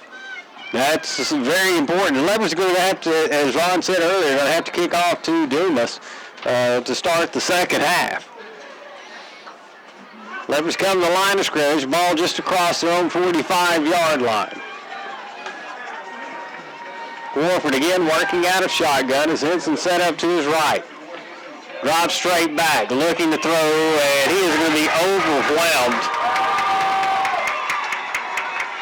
And dropped back near the 35. Yeah, it looked to me like they sent everybody except the trainer on that blitz, and Wolford never had a chance to set up or even look downfield to check downfield what was happening downfield. The Leopards come back to the line of scrimmage. Yep. So we got a timeout on the field. Timeout with just under 5 seconds to go here in the first half. We're going to take a break as well. Leopards and Dumas tied up at 28. We'll be back in a moment. And we return to Dumas. Just under 5 seconds to go here in the first half of play. The Leopards have the ball. It's going to be second down and a ton. Second down and 14. As the Leopards come back to the line of scrimmage. Warford going to set up in shotgun. One man to his left. Looking King's way. Now Warford going to heave. Tried to heave it, and it got blocked at the line of scrimmage, or very near it. And the pass goes incomplete. That's going to end the first half of play. 28-28. Just like we started, all tied up here in the end of the first half. Outstanding ball play by both teams. And we'll be back after these messages. Once again, we return to Dumas and prepared for what should be an exciting second half if the second half proves to be anything like the first half was. 28-28 as the Leopards get set to kick off to Dumas. Leopards kick it away, and this one will be fielded inside the 5-yard line. Out across the 10, or at the 10, Leopards giving chase, and tackle made right at the 10-yard line. Excellent coverage by the Leopard, and there's a host of Leopards over there. Number 43, Trent Block, was over there. Traylor was over there. Lane Purefoy was over there. Nice coverage by the Leopards to start these Bobcats deep in their own territory. If we just hold them there, that's the problem. Yeah, it's been a problem for both teams so far tonight as the offenses have, for the most part, had their way. Yes, it has been. If it's not a track meet, it's the first. We got 2 quarters of starting one here. As the Bobcats come back out, Griswold again in shotgun. Now a quads right, split left. Griswold, swing pass, near side, looking for the pass complete. Out across the 30, tackle made there, and Leopards recover quickly, but were caught off guard there initially. As it was, you wouldn't quite call it a flea flicker, but nonetheless, the Bobcats pick up great yardage on first down. Well, he threw the ball out there to the aforementioned Trey Winchester, who seems to be a do-it-all back, and up here we could see what was happening real quick because Winchester just backed off. Griswold threw the ball over to him, and then Winchester just waited for somebody to come open, and the Leopards were kind of sitting out there. Did a good job of not letting the play develop and getting more yardage than it did. Griswold, 1st and 10 now for the Bobcats. Ball at the 26-yard line. Working out a shotgun, takes a snap. Griswold on the keeper. Running to his left, breaks a tackle, and then brought down at the 31-yard line. Well, that's something that Griswold hadn't been able to do much in the first half, was to get outside and get up a big head of steam. And when he gets out there, he's a load. We've got a Leopard down. We're going to take a break here. We'll be back in just a moment. Once again, Leopards and Dumas tied up at 28. Once again, a return to Dumas, tied up 28-28. Malvern and Dumas here. 11 minutes to go in the third quarter. The injured player for Malvern was David Traylor. He goes off the field. And we got another 4 wide set to the right side. As Griswold takes a snap, turns and throws rather. Far side, Leopards hem him up quickly. It's going to be a loss on that play. It'll bring up 3rd down for Dumas. Yeah, the Leopards had that one pretty well figured out from the previous one. The difference was he'd thrown the ball over there to Achille Freeman, and Freeman was going to run with the ball. There was no pass on that play, and Leopards read it out, smelled it out, and a big 3rd down here play for the Leopards. Leopards need to get a stop here and force a punt out of these Bobcats. 3rd down. Actually gave them forward progress. Yes, they did. Somehow. Bring up, we'll call it 3rd down and 4 for the Bobcats. Fake the give, throw over the top, incomplete. Do not know where that one was going. It'll be interesting right here with they're on the 33-yard line. See what the Bobcats cut in. This is really the Bobcats are going back into punt formation. This is really a big stop and a big beginning for the Leopards here, Mike. To come out here and slow down and stop this high-powered Bobcat offense here in the first series. Good stop for the Malvern defense here to start the second half. Kick is away, short kick, and bounds at about the 37-yard line, and it's going to be, well, it's like they're going to spot it at the, I said the 37, it's actually about the 47. That's where they're going to spot it. It looks like it went out of bounds there. Once again, the Leopards really start with outstanding field position. It's on the 43. They're going to call it on the 42, 43-yard line. They may call it the 43, but there it is. Yeah, now they've decided it's on the 43. First down, Leopards. First down and 10, 9:49 to go here in the third quarter. Score tied at 28-all. Leopards looking to regain the lead. Warford under center takes a snap. Fakes to give to Henson. Looking to throw. Now going to be wrapped up in the backfield. Going to be dropped back around the 36-yard line. Wolford has got to make a little quicker decision on that if they're all over him like that. You know, there's an old saying, you know, throw it to grandma, throw it to somebody up in the stands, and it'll get better with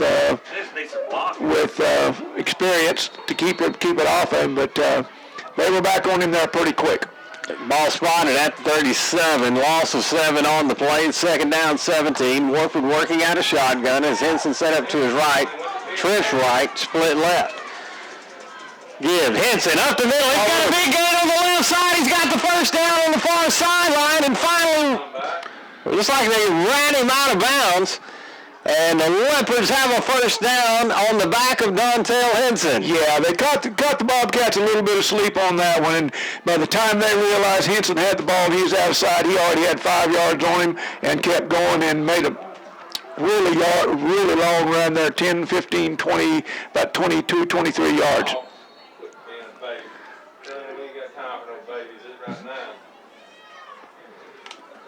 Leopards come back to the line of scrimmage.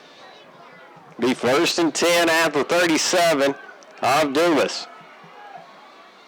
Fake the give. Looking to throw. Far side.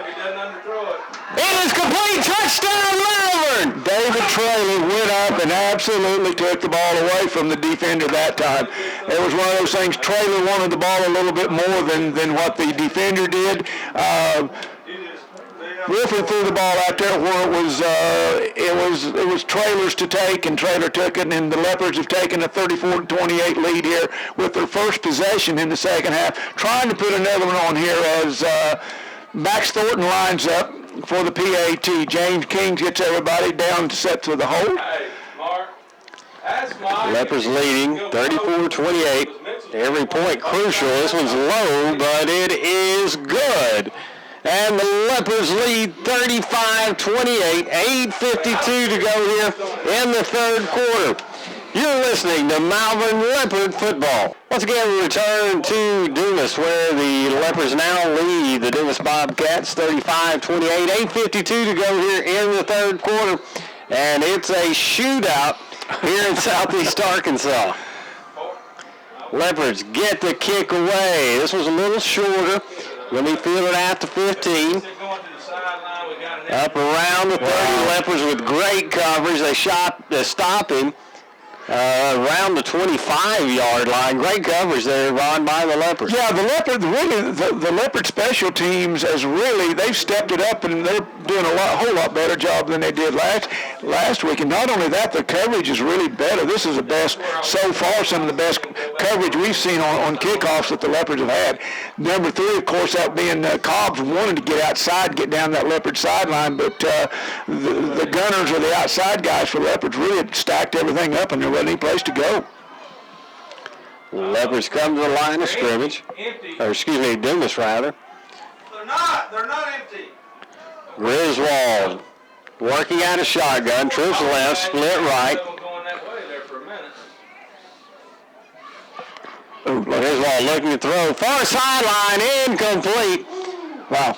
And the Leopards may have gotten away with one there, Ron. Yeah, it was. Yeah, Griswold just misfired on that one, and he had the speedy Cobbs out there breaking behind everybody and headed for the goal. I'm surprised that the size advantage that our defensive line has over this offensive line for the Bobcats, that we're not getting any more pressure on Griswold back there. But the offensive line for these Bobcats are doing an outstanding job. Griswold and the Bobcats come back to the line of scrimmage. Trips left, split right. Griswold looking to throw, looking to his left. Hit in the backfield, and he is going to be dropped for a loss. Well, not only that, Grady Allison hit him first and slowed him down, spun him around, and by then there's Trey Broughton was there, and I tell you what, you get Grady Allison and Trey Broughton on you, and you just, I don't care if you're 6'4", 230, you're not going to go anywhere. Big third down, big sack there for the Leopards. Finally got some pressure on Griswold and brings up a 3rd and about 12 for the Bobcats. Need another stop here by these Leopards and get the ball back on the offensive side of the ball. Watch the screen. 3rd down and 12 for Dumas. Ball at the 21-yard line. Griswold looking to throw. Plenty of time. Gets the pass away. It's incomplete around the 30-yard line. It's going to bring up 4th down for Dumas. Yeah, he hit number 2, Rankin Teeter, hit him right in the numbers and couldn't hold on the ball. He didn't have the 1st and 10, and there was a Leopard there. But once again, the Leopards have held and forced another punt out of the Bobcats. And I believe this is the 3rd punt, 2nd here in the first 2 series. They've held them, made them punt the first 2 series here in the second half, and that bodes well for the adjustments for the Leopard defense. Dumas now set to punt. King set up around midfield. Nice kick. King going to field it. No, he lets it go. Bounds right at midfield. It's going to roll about 2 yards, and the Leopards are going to get it at their own 48-yard line. Well, the Leopards have definitely have enjoyed field position advantage to Malvern on this one. They've held them, and the thing that's hurt the Bobcats is the lack of a good, strong punter. He can get some hang time, but he's just not getting much distance out of it. Leopard's going to come to the line of scrimmage, and got a 7-point lead, 35-28, 7:37 to go here in the 3rd quarter.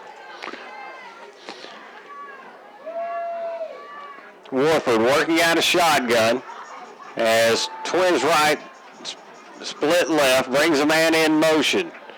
King. Give, near side King. King was running room, crosses the 35. He's going to be about a yard shy of the 1st down. Nice move by King there, just picking his spot, taking his time, and then giving that burst of speed when he needed the burst of speed to pick up the 9 yards and almost get the 1st and 10 for the Leopards.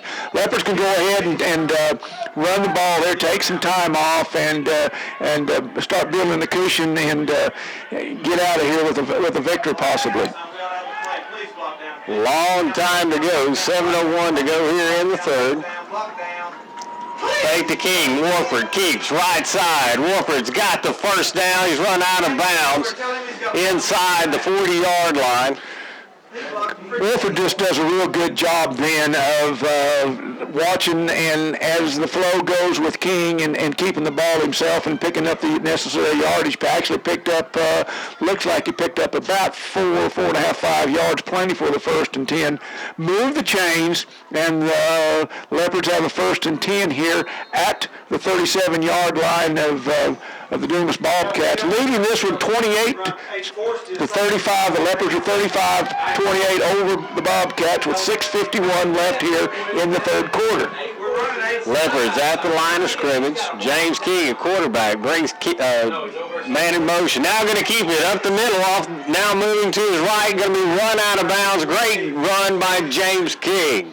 Well, King has just got the ability to see the football field, and you've got to go back all the way there's probably no Leopard that saw the field any better than number 34 when Hill played for the Leopards, and King has that same vision to see the hole, see where to go. He doesn't have that blazing speed that Hill had, but he's got plenty of speed to play about anywhere he wants to.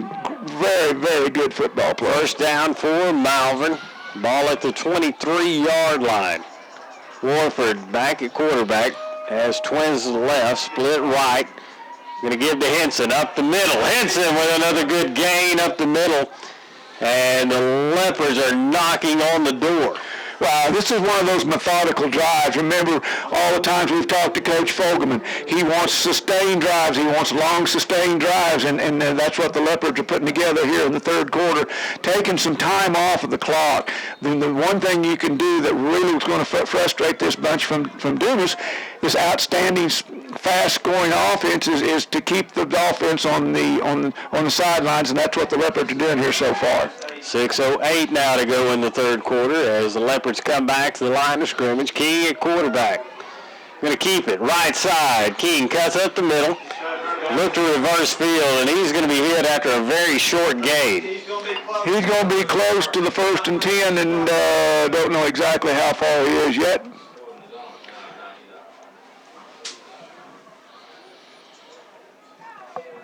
Wait on the spot. Like it is going to be about 2 yards shy of the first. Got an update here from the Magnet ball game. Magnet Cove is 40, Augusta 0 in the fourth quarter. So it looks like the Magnet Cove ball club is going to advance to the second round of the playoffs. Congratulations to Magnet Cove. We've got a timeout on the field. We're going to take a break as well. 5:20 to go here in the third quarter. Leopards lead 35-28. We'll be back. Once again, we'll return to Dumas. 35-28 Malvern. 5:20 to go here in the third. The Leopards facing third down and short. Warford under center. Two men split to the left, one to the right. Give up the middle. Leopards have it. Touchdown Malvern. Right up the middle for 14 yards, and the Leopards have just extended their lead now to 13 points. You know, that was an awful good job by the offensive line, and I had a chance to talk to some of the Bobcat fans here at halftime, and they were concerned about the size of the Leopard line. And as this game wears on, Mike, we may see the size of the Leopard line laying on, and pushing these kids around, take a toll on them. And big drive there by the Leopard. Max Thornton on to kick the extra point. High snap fielded by King, gets it down, the kick's away, and no good. King did a great job just getting that ball down, and Thornton couldn't get it through the uprights. Hope that doesn't come into play for Malvern later on. Leopards lead this one 41-28, 5:15 left here in the third quarter in the game that's going on. Again, return to Dumas. Now Leopards leading 41-28. And getting set to kick off the extra point was no good for the Leopards after a 14-yard run. Put them ahead by 13. Up across the 20 on the return. Good return for Dumas. And stop going to be made right at the 25-yard line. And Ron, once again, good coverage by the Malvern special teams. Yeah, we had number 35, Antonio Kane was down there for the Leopards and did a real good job of wrapping up the speedy Cobbs as they tried to go back to the right again. Another series here, a little over 5 minutes left in the third quarter. The Leopards leading this one, like I say, 41-28. Need another stop out of the Leopard defense, and you wonder how many times you can ask them to stop this high-powered offense, but we can keep asking, can't we, Mike? Absolutely. Griswold again going to set up in shotgun. Has trips left, split right, one man in the backfield, set up to his right. Takes a snap, drops back, looking to throw, near side, underneath, incomplete, almost picked off. Over the middle on the coverage. Cody Buchanan came in there and did an outstanding job of hitting Trey Winchester right as the ball got there, knocked the ball loose and knocked it into the breadbasket of another Leopard, just couldn't quite hold on to it. Looks like the Bobcats are really going to just kind of come back here and try to get back into this ball game via the pass, Mike. And that's really where they've done most of their damage. so far in the ball game. Split. They're going to run. Are they going to fake switch? Griswold gives near side. Trying to get to the outside, and they do gain up to about the 35-yard line. It's going to leave them about a yard, maybe two shy of the first. On third down. If you ever think that Grady Allison cannot run, you need to watch this play with 4 minutes and 54 seconds left. He comes from across the field, takes an angle, and catches the speedy linebacker, and I mean, Grady hit him, and it's really, really a good play.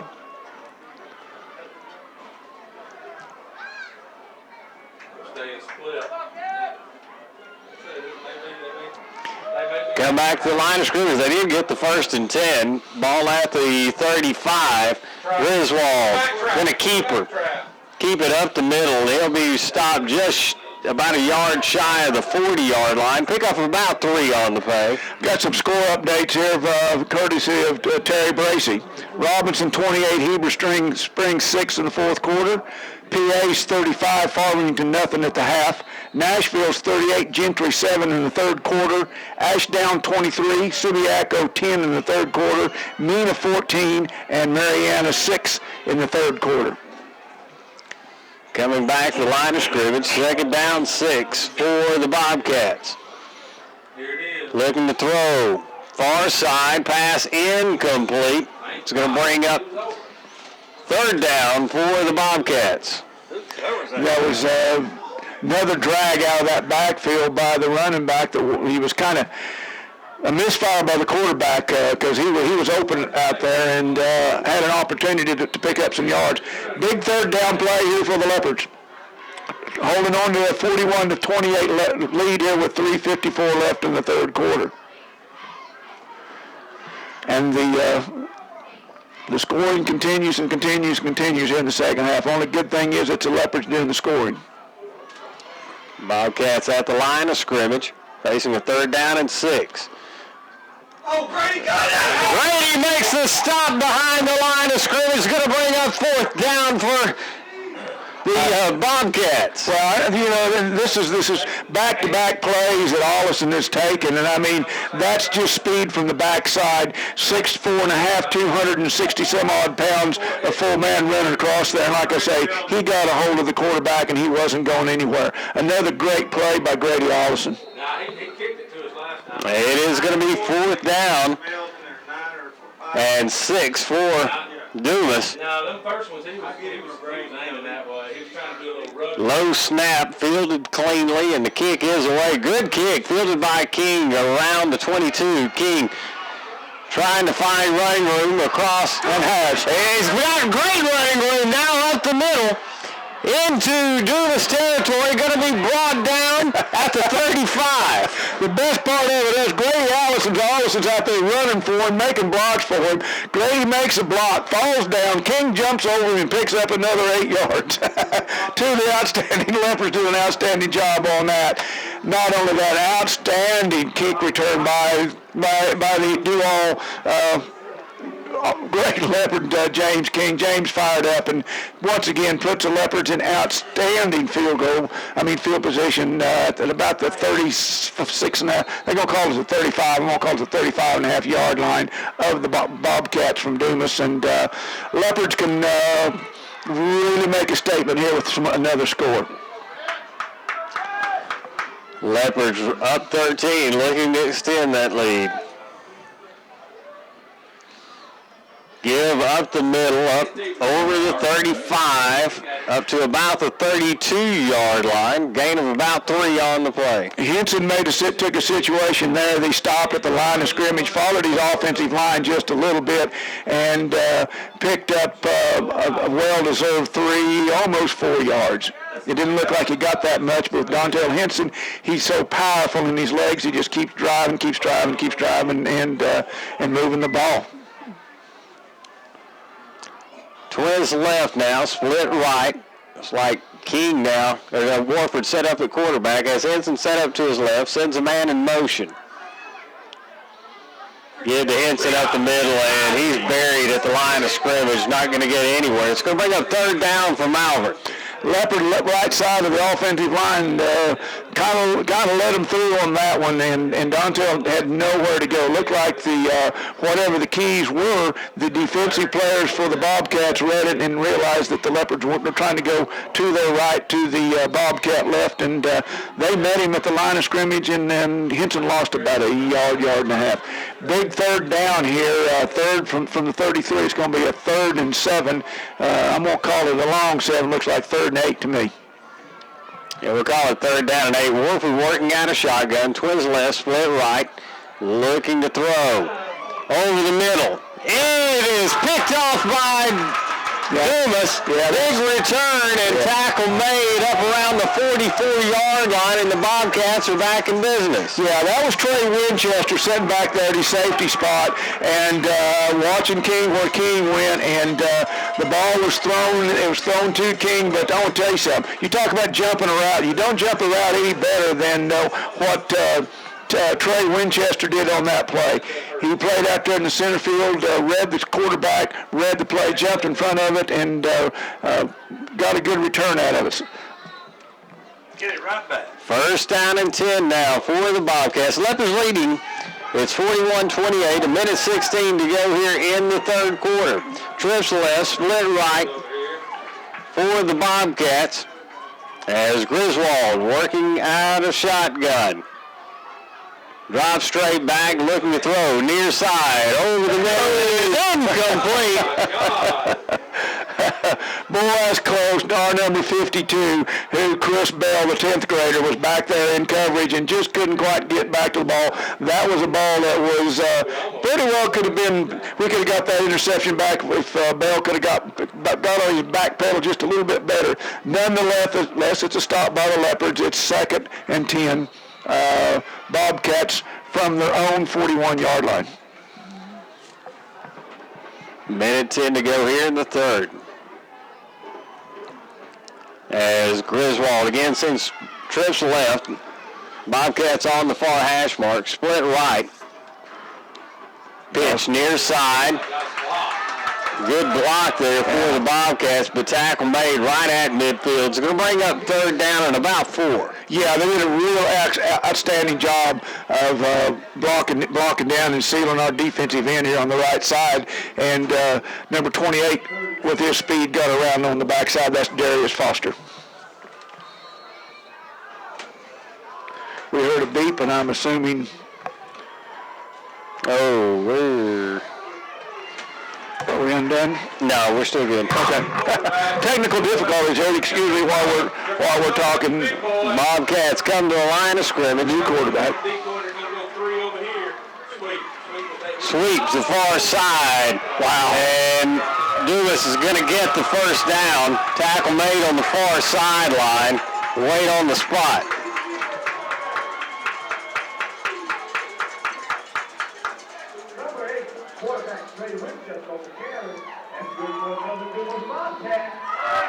It is a 1st down at the Malvern 35-yard line. 17 seconds left here in the 3rd quarter. The Leopards still leading this one 41-28, but the Bobcats are threatening here at the end of the 3rd quarter.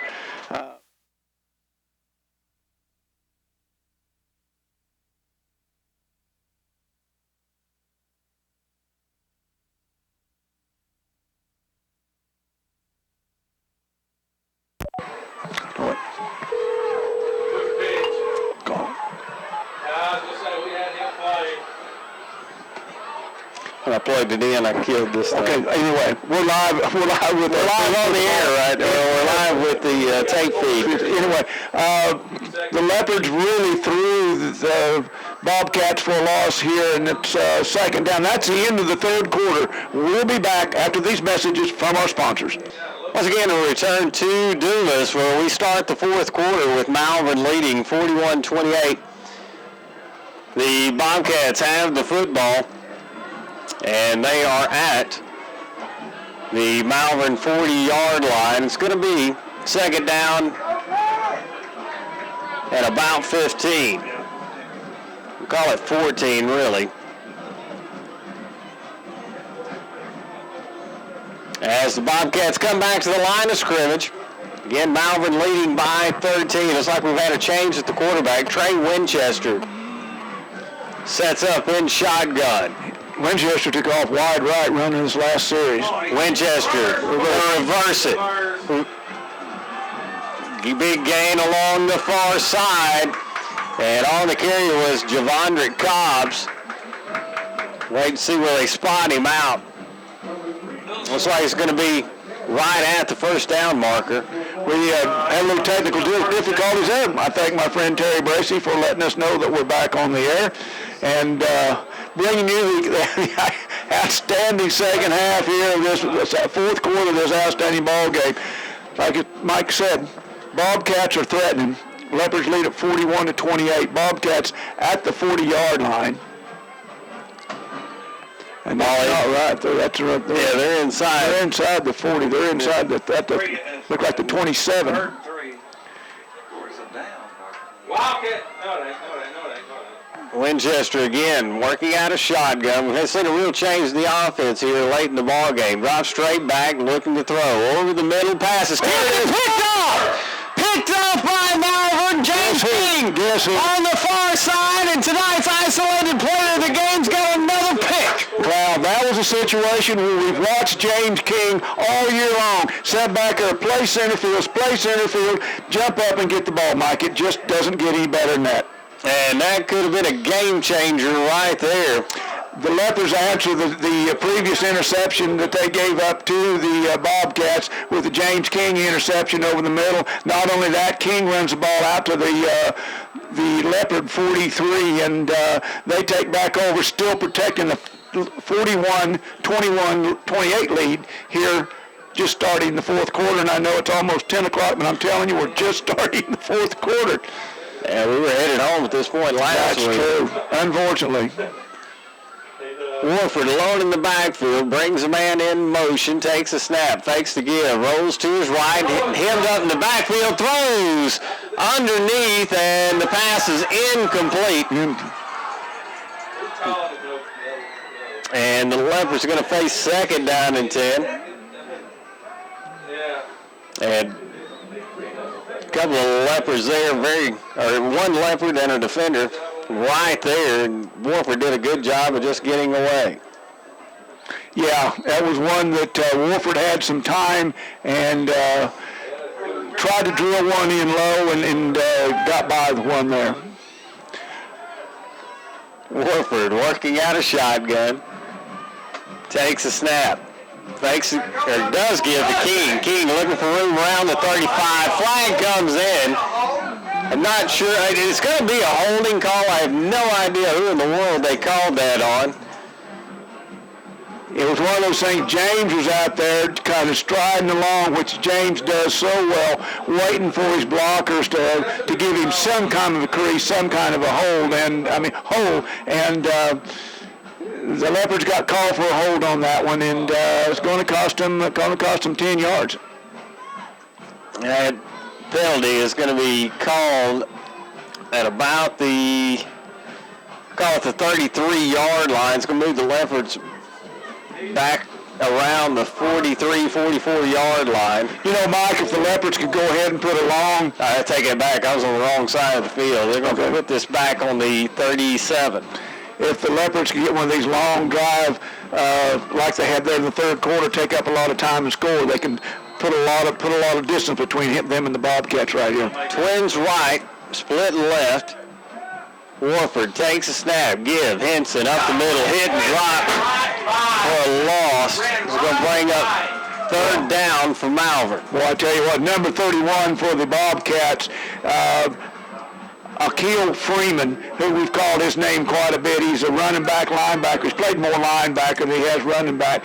One of those, it looks like he's playing the outside linebacker, and did an excellent job one-on-one against Henson there. Threw him for the loss. Leopard's got a big one here, long one, 3rd and 20, and facing a tough situation here against these Bobcats. Twins right, split left for Malvern. One man in the slot on the right side. Warford brings the man in motion, takes a snap, rolls to his right, escapes the pressure, looking to throw. now is going to eat the ball and be brought down 37. Leopards had a man way deep, and Wolford just couldn't get his feet under him to get the ball down. And it was. I thought it was King, but it wasn't King. No, it's 3. Monty Owens was down there behind him, and Wolford just couldn't get his feet under him to go. Leopards faced with a punt here, and help me, guys, is this our first or second punt? This is going to be, I believe, our second punt of the evening. I know we punted at least once to this point. Okay. Buchanan back to kick for Malvern. Gets a good snap, gets the kick away. Nice high spiral. Bounds at the 25. Takes a Dumas roll and is going to be down at the 27-yard line. 27-yard line. Nice heads-up play there. Quante Walker was down there under the ball, and ball bounced straight up. Could have taken a Dumas bounce, and Walker made sure that didn't happen. He grabbed and down the ball right there on the 20, just outside of the 25-yard line. We'll call it the 25 and a half. They may call it the 26. It'll be 1st and 10 for Dumas. 9:33 to go here in the ball game. Malvern leading 41-28. It's a 13-point lead. Now they are empty here. Now they go back to Griswold at quarterback. Griswold looks left, throws left, pass complete underneath. It'll be a gain of about 8, maybe 9 yards on the play.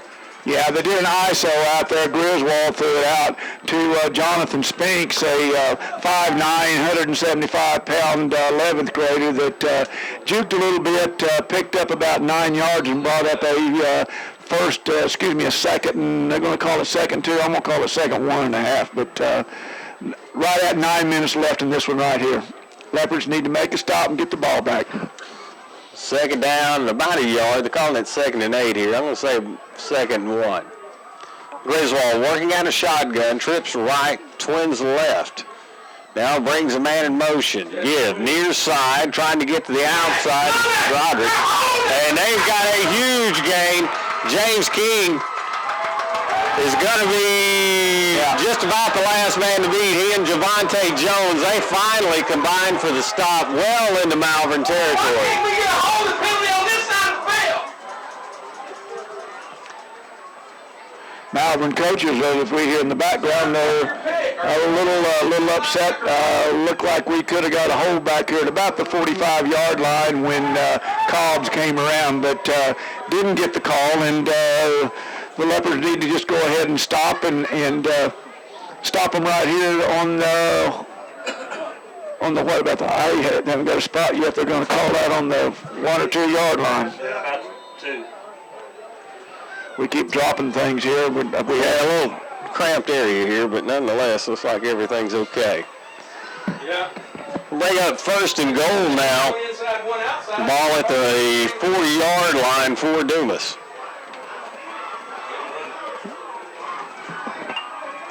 Oh, good Lord. There he goes. Quarterback goes in. Touchdown, Dumas. Griswold makes a touchdown and goes in and makes it. Well, off the air. Okay. Anyway, we'll be back after a message from our sponsors. 8:04 left here, and the Leopard. No, I'm sorry. We've got an extra PAT here. An important PAT here because the Leopards missed one, and a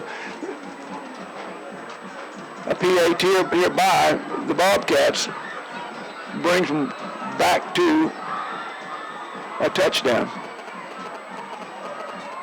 The kick is away, and it is good. So Dumas now draws to within 6 points of Malvern. It's 41-35. You're listening to Malvern Leopard football. Once again, a return to Dumas, and as much as we predicted after the first half, it's pretty much a barn burner. 41-35, Malvern leads. 8:04 to go in the ball game. And the Malvern offense, which looked good early in the half, has found some difficulty here in late third, early fourth quarter. Yeah, it's one of those situations that the Leopards need to go ahead and get the rhythm back on offense, and looks like they're lining up for an onside kick here. The Bobcats are. No, they're coming over here. They're going to onside kick it.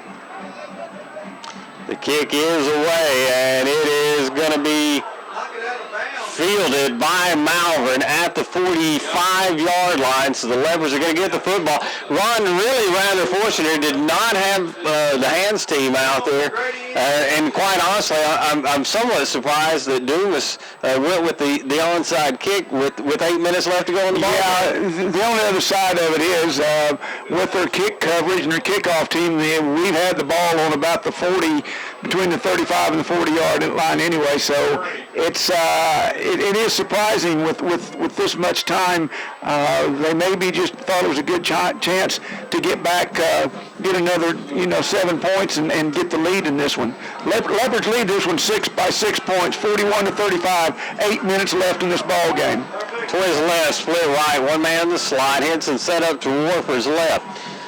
Leopards have the ball in the near hash mark as Warford takes a snap, gives to Henson. Henson's buried in the backfield back at the 40-yard line. Yeah, the defensive line led by, that was the linebackers, number 24 and number 15, who would be Cody Jackson and Kelsey Carr. The linebackers were all over that play.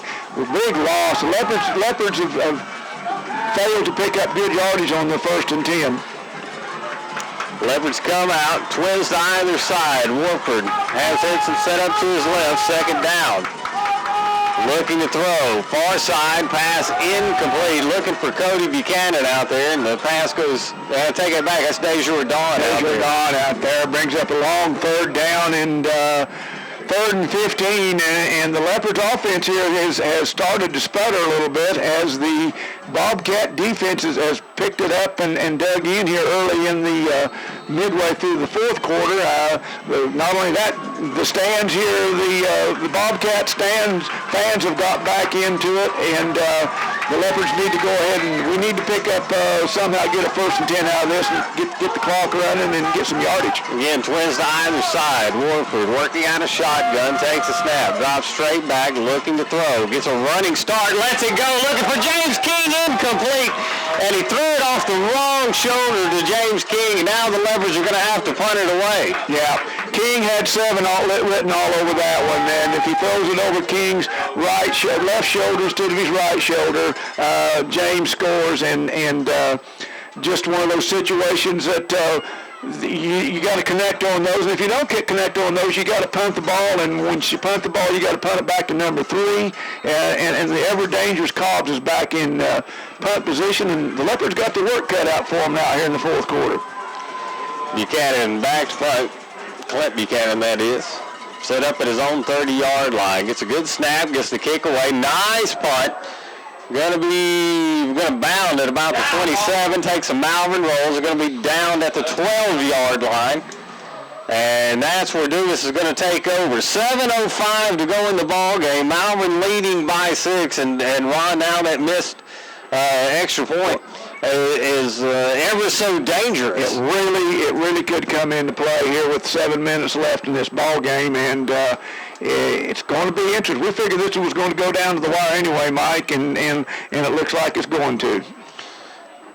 The ball looks like they're going to spot it right at the 11-yard line. That's where Dumas is going to take over, 1st and 10. Malvern's had a couple of picks. No fumbles tonight by Dumas, although they've primarily elected to go at this Malvern defense through the air.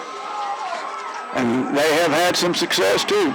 Griswold working out a shotgun, trips right, Twins left. Now they bring a man in motion. Griswold on the keeper up the middle. Good gain. He's got the first down. He's going to be very near it.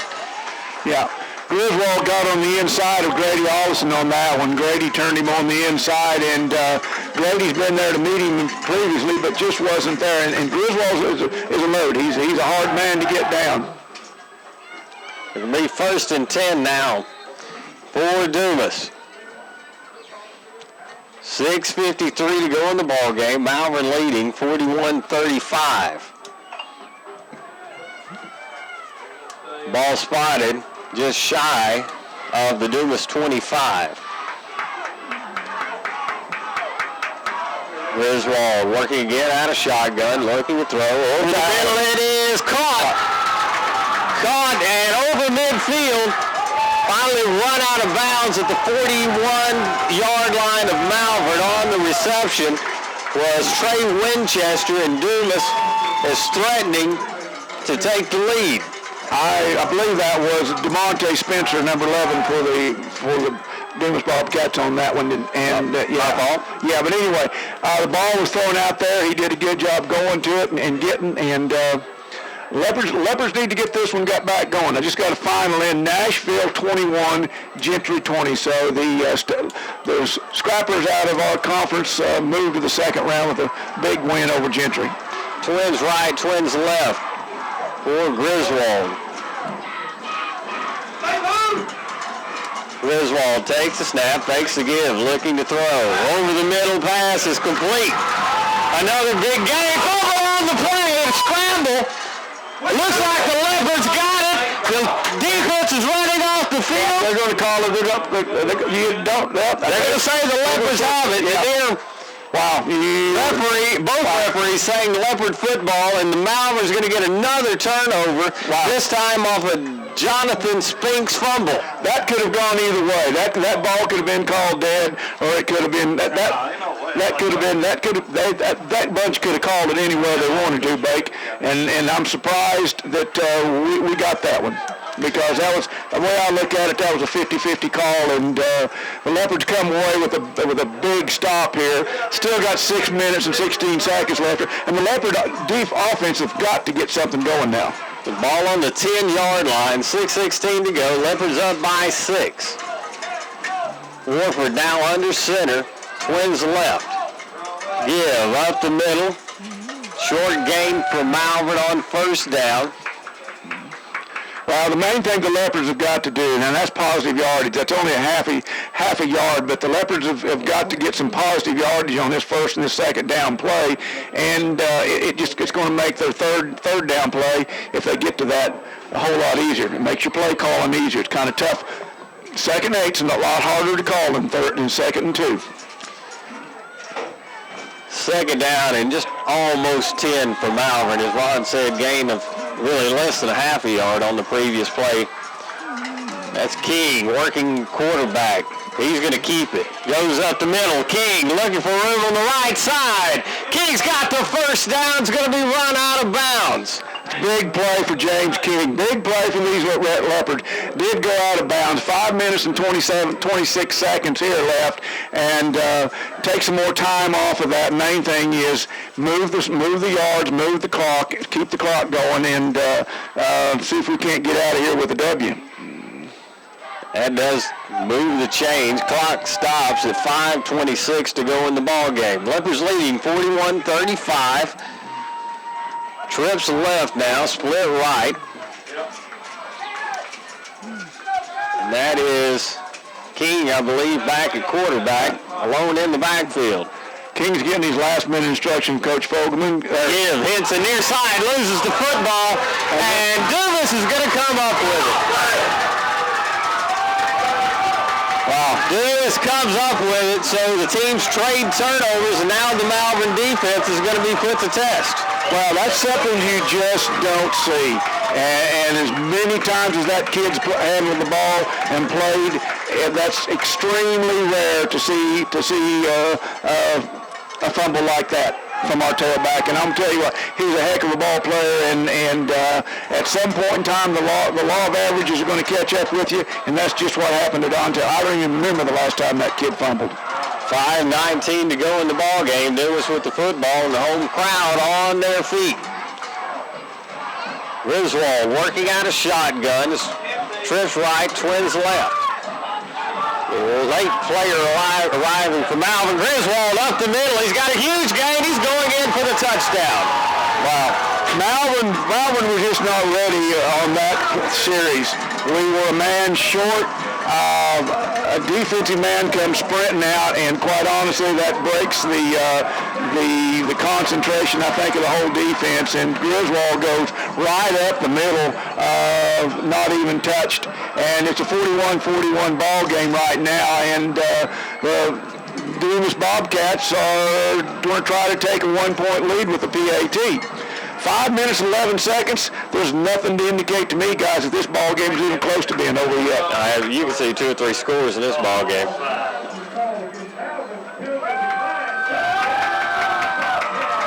So the Bobcats line up for the extra point, and a very important extra point. The score now is tied at 41.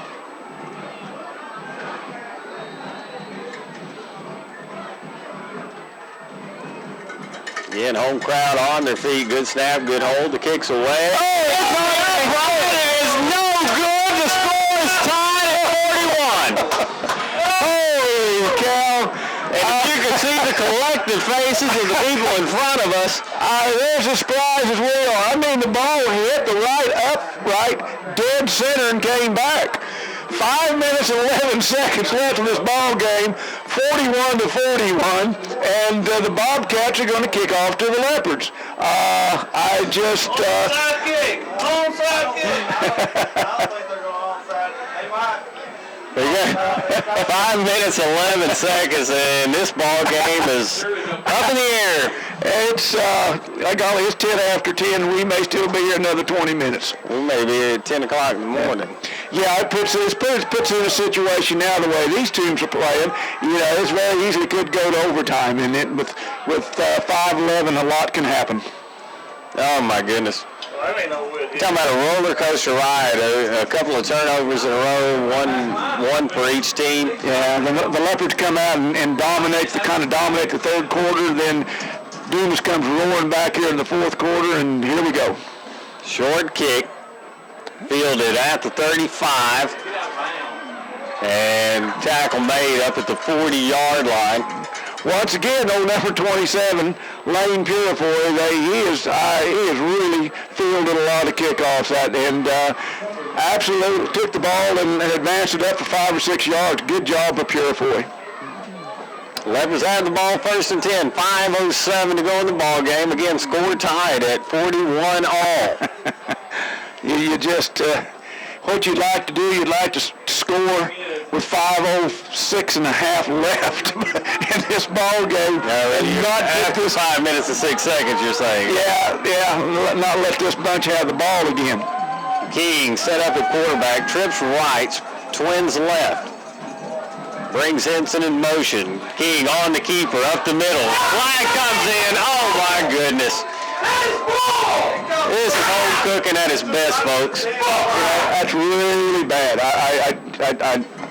I'm kind of waiting to see holding. They're going to call holding on the Leopards.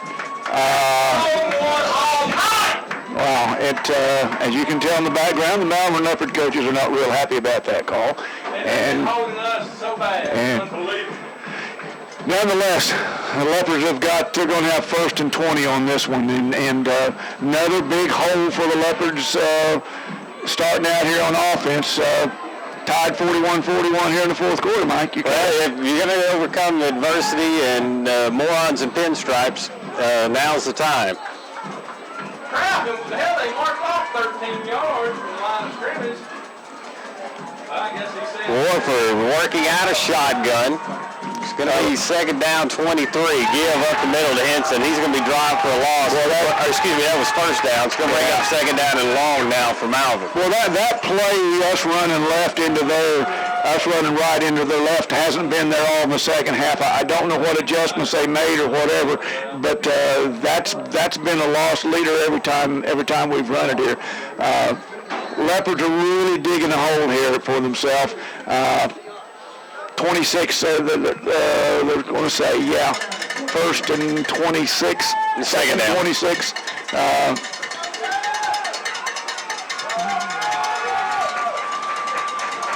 Second down, 26.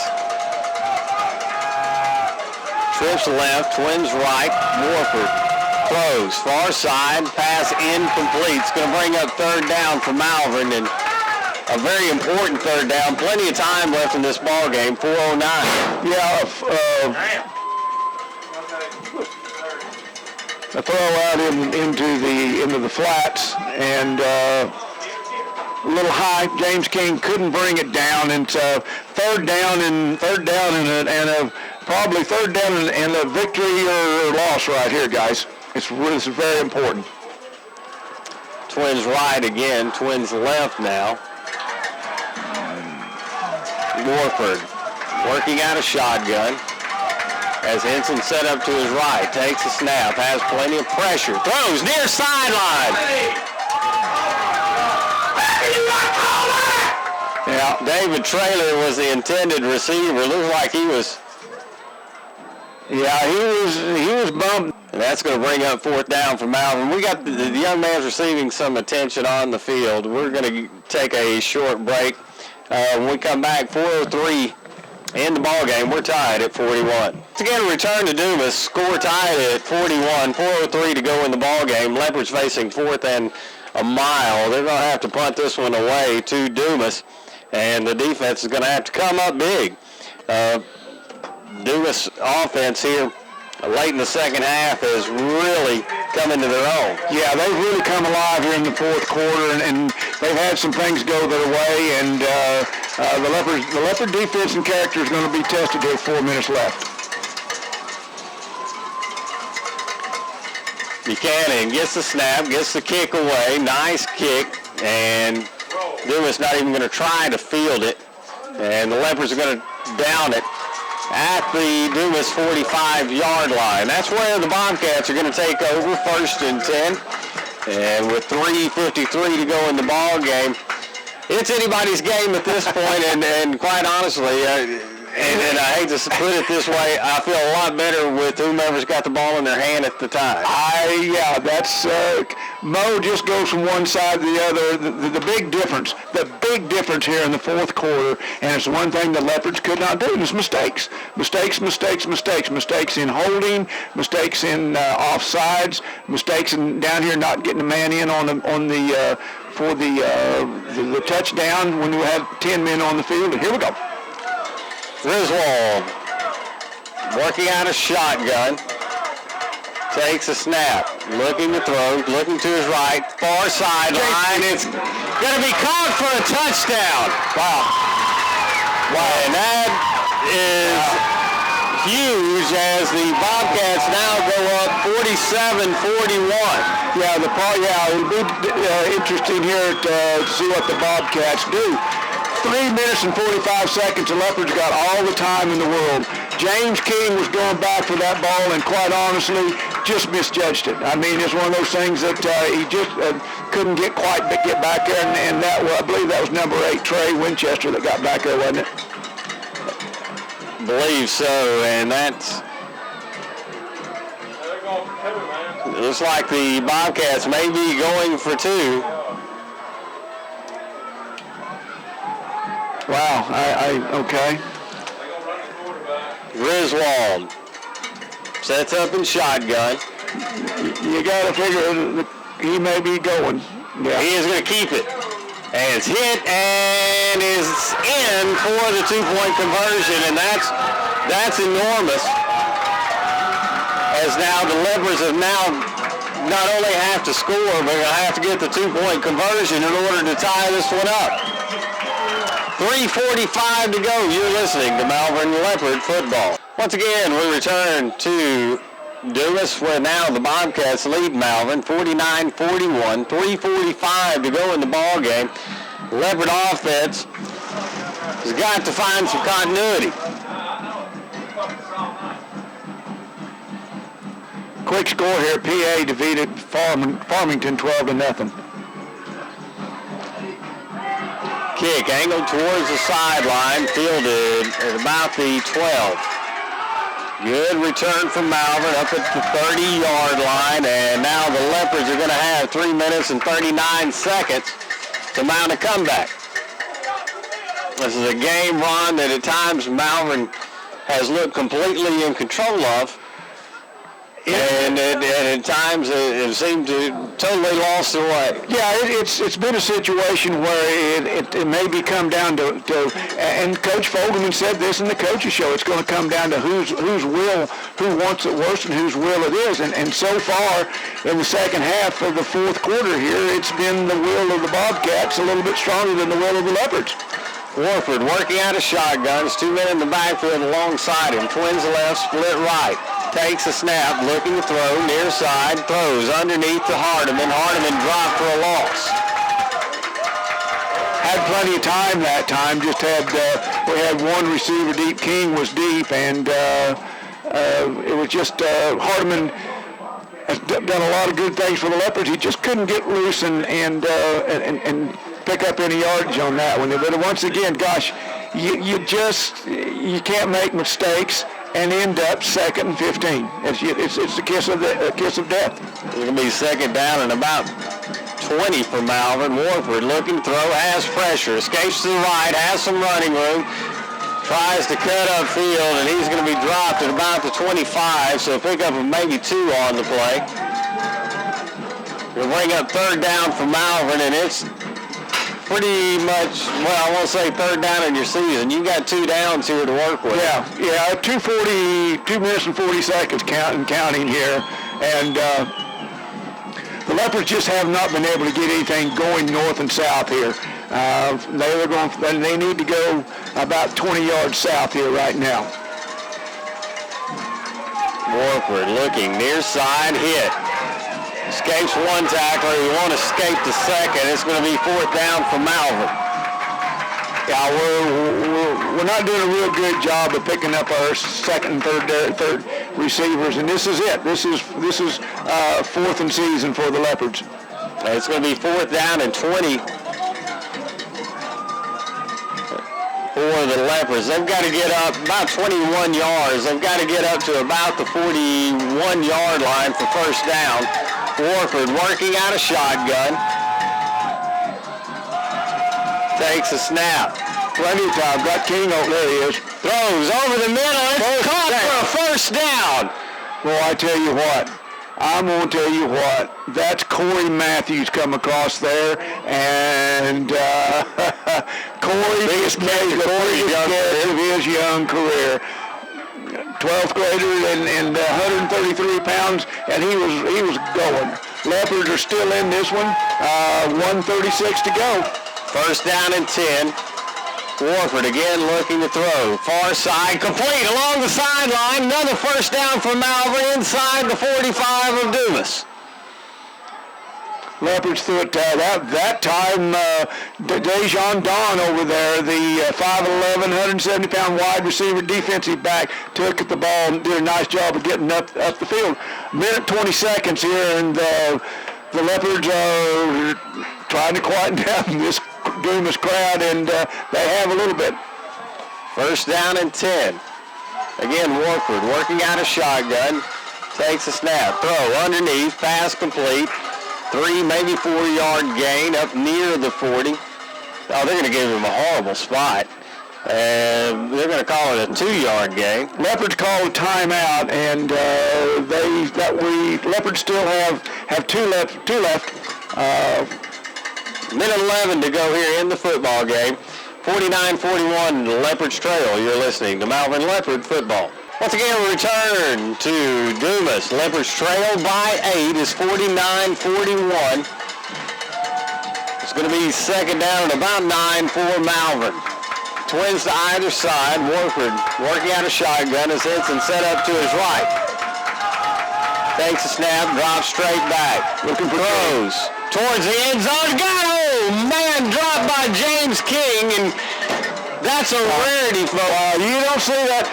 You got to take a look at that again, because King dropping a pass is as unusual as Dante Henson fumbling down there earlier. So you kind of wonder if it may not be the Leopards' night, because James had it in his hands and may have been looking to go. We got a Leopard down. Update you as best we can when we come back. Once again, a return to Dumas, and Colton Welch being carted off the field. as Ron said earlier, looks to be a leg injury of some sort. The young man is waving. It's not it doesn't appear to be rather the head or neck type injury. So good thing for Colton Welch is he'll get the best of medical care. Yeah. It's going to be third down for Malvern. It'll be third down and 9. I believe they're waiting here. The second looks like. I think that's probably Colton's parents walking off, following their son. They'll put him in an ambulance and take him to the emergency room, get him fixed up, and get him taken care of. And we wish the best to the Welch family.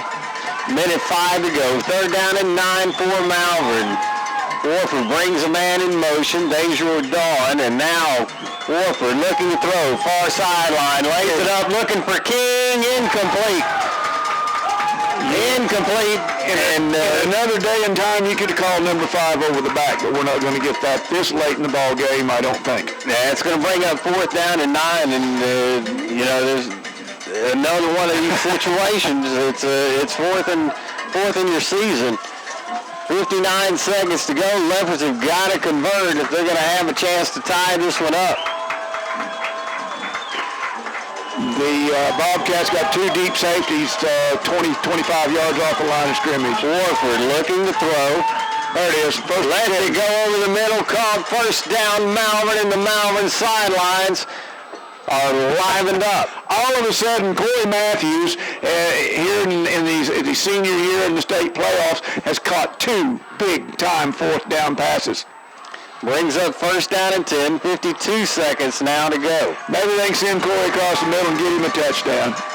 Warford again working out a shotgun, twins to either side, looking to throw to his left, throws underneath, incomplete. Looking for Matthews again, this time can't come up with it. Corey was doing a good job then. Corey was looking to the ball, looking to the sideline. He had a man on him. He knew he needed to catch the ball and needed to get to the sideline, and just couldn't quite bring the ball in. 45 seconds here. The Leopards trailing 49-41, and a ball game that's gone into past the 10:30 hour. So 45 seconds to go, as Ron said. Second down 10. We appreciate you sticking with us. Trips left, split right for Warford. Takes, gives to Henson. Henson, big running room up the middle. He'll get up to about the 20-yard line. It's going to be about 3 yards shy of the first, and the Leopards are going to take a timeout with 40 seconds to go here in the ball game. Leopards still have a timeout at the 21 and 20 and a half yard line here. 39-40 seconds for this Leopard team is really a lifetime, as talented and as good as they are. And they've got the work cut out for them, Mike, because if for some way we can get into that touchdown, then we're going to have to convert on a 2-point conversion to get this thing into overtime and stay till midnight. Leopards have the work cut out for them. Even if they can get in the end zone, they still got to get the 2-point conversion. That's not an easy task. Now, granted, at times Malvern seemed to be able to run at will against the Bobcats, but they tightened up here late in the second half. Yeah, it's been a very interesting game, a very nice. I'm gonna try hospitable crowd here at Dumas. We've been treated very nicely. Third down and 3 now for Malvern. Now King sets up a quarterback, takes a snap, gonna keep it right side. King's got the first down. King brought down up around the 10-yard line. Yeah, that's the danger of James King, and I kind of expect to see something like that again. We may see one pass, but we still got 33 seconds, and you got the ball on the 9-yard line, or actually, no, you got it on about the 11-yard line, 12-yard line, so plenty of time, and they started the clock. Warford takes a snap, looking to his right, throws. Touchdown, Malvern! Oh my goodness, and now the Leopards need a 2-point conversion to tie this one up. 23 seconds to go in the ball game. And the Leopards have got to find another way to get in the end zone. Well, you can't say enough about the sophomore quarterback. Wolford standing back there, waited for James King to go looked like he was going to do an out, and then came back across on the post route and hit him, and then King goes across. Well, we're tied. We're 47-49. Timeout. We'll take a quick break. And again, We're back. we return to Dumas. Hey, Mike, with 23 seconds here and the Leopards going for the 2-point conversion, no matter how this ball game turns out, you couldn't have asked for a more exciting ball game in the first, second round, or third round, or any time in the playoffs. I would have liked a lot less exciting game. I'd like to be bored stiff right now at 30 points. I understand. Big play here. We've had fourth in season twice. Now we're basically fourth in season again. Leopards are trying to get this one into overtime, and we expect King lines up at quarterback. There you go, Mike. King sets up, trips right, one man to his left. King up the middle. King tries to slip a tackle, and he is stopped short of the goal line. And that is going to do it for the Leopard season more than likely. It's 2-point conversions has been the death of the Leopards. The Leopards couldn't stop one and ended up losing to Robinson and came up just short. Dumas did a very good job of penetrating. I don't know who it was. It was their left tackle and a linebacker shot through there and got a hold of James King and didn't give him any place to go. And looks like the Leopards are going to come up 2 points short on this one, 49-47, and it's a well-deserved victory for the Dumas Bearcats, and a really, really tough loss for these Malvern Leopards. Well, we say loss. Don pointing out behind us, you can definitely look for the onside kick here. Well, that's true. I'm writing them off too soon. There's basically 24 seconds left here. An onside kick and a James King pass, and and a field goal, and you win it.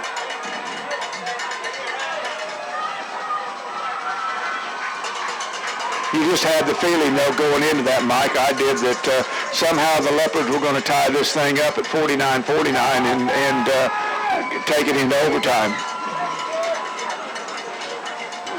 Leopards set up for the onside. The ball has got to get to the 50-yard line before the Leopards touch it. If you remember, we had that situation last week, and the ball didn't get to the 50 before it was touched by a Leopard. Here we go. The kick is away and is covered by Dumas.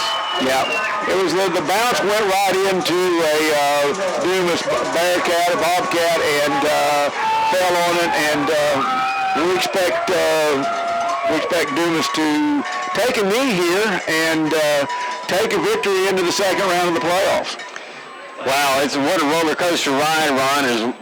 We've got just almost 24 seconds left in the ball game. The roller coaster ride, an emotional ride for the Leopards, the fans that were here watching it, suppose those watching at home. Like I say, a couple of times, like the Leopards were well in control of the ball game. Dumas came back, did not lose their composure. Yeah. And as you said, probably going to take a knee here as Griswold downs it. As we wind down here, if you get a chance, thank the sponsors, the financial institutions that and Suddenlink, the people who've made this broadcast and this season quite fun and quite interesting for these Leopards. The Leopards end on a real tough note with some losses that they didn't expect, and once again, it was just an outstanding long game, longest game we've had. I mean, it starts at 7:30, and I've got 10:39.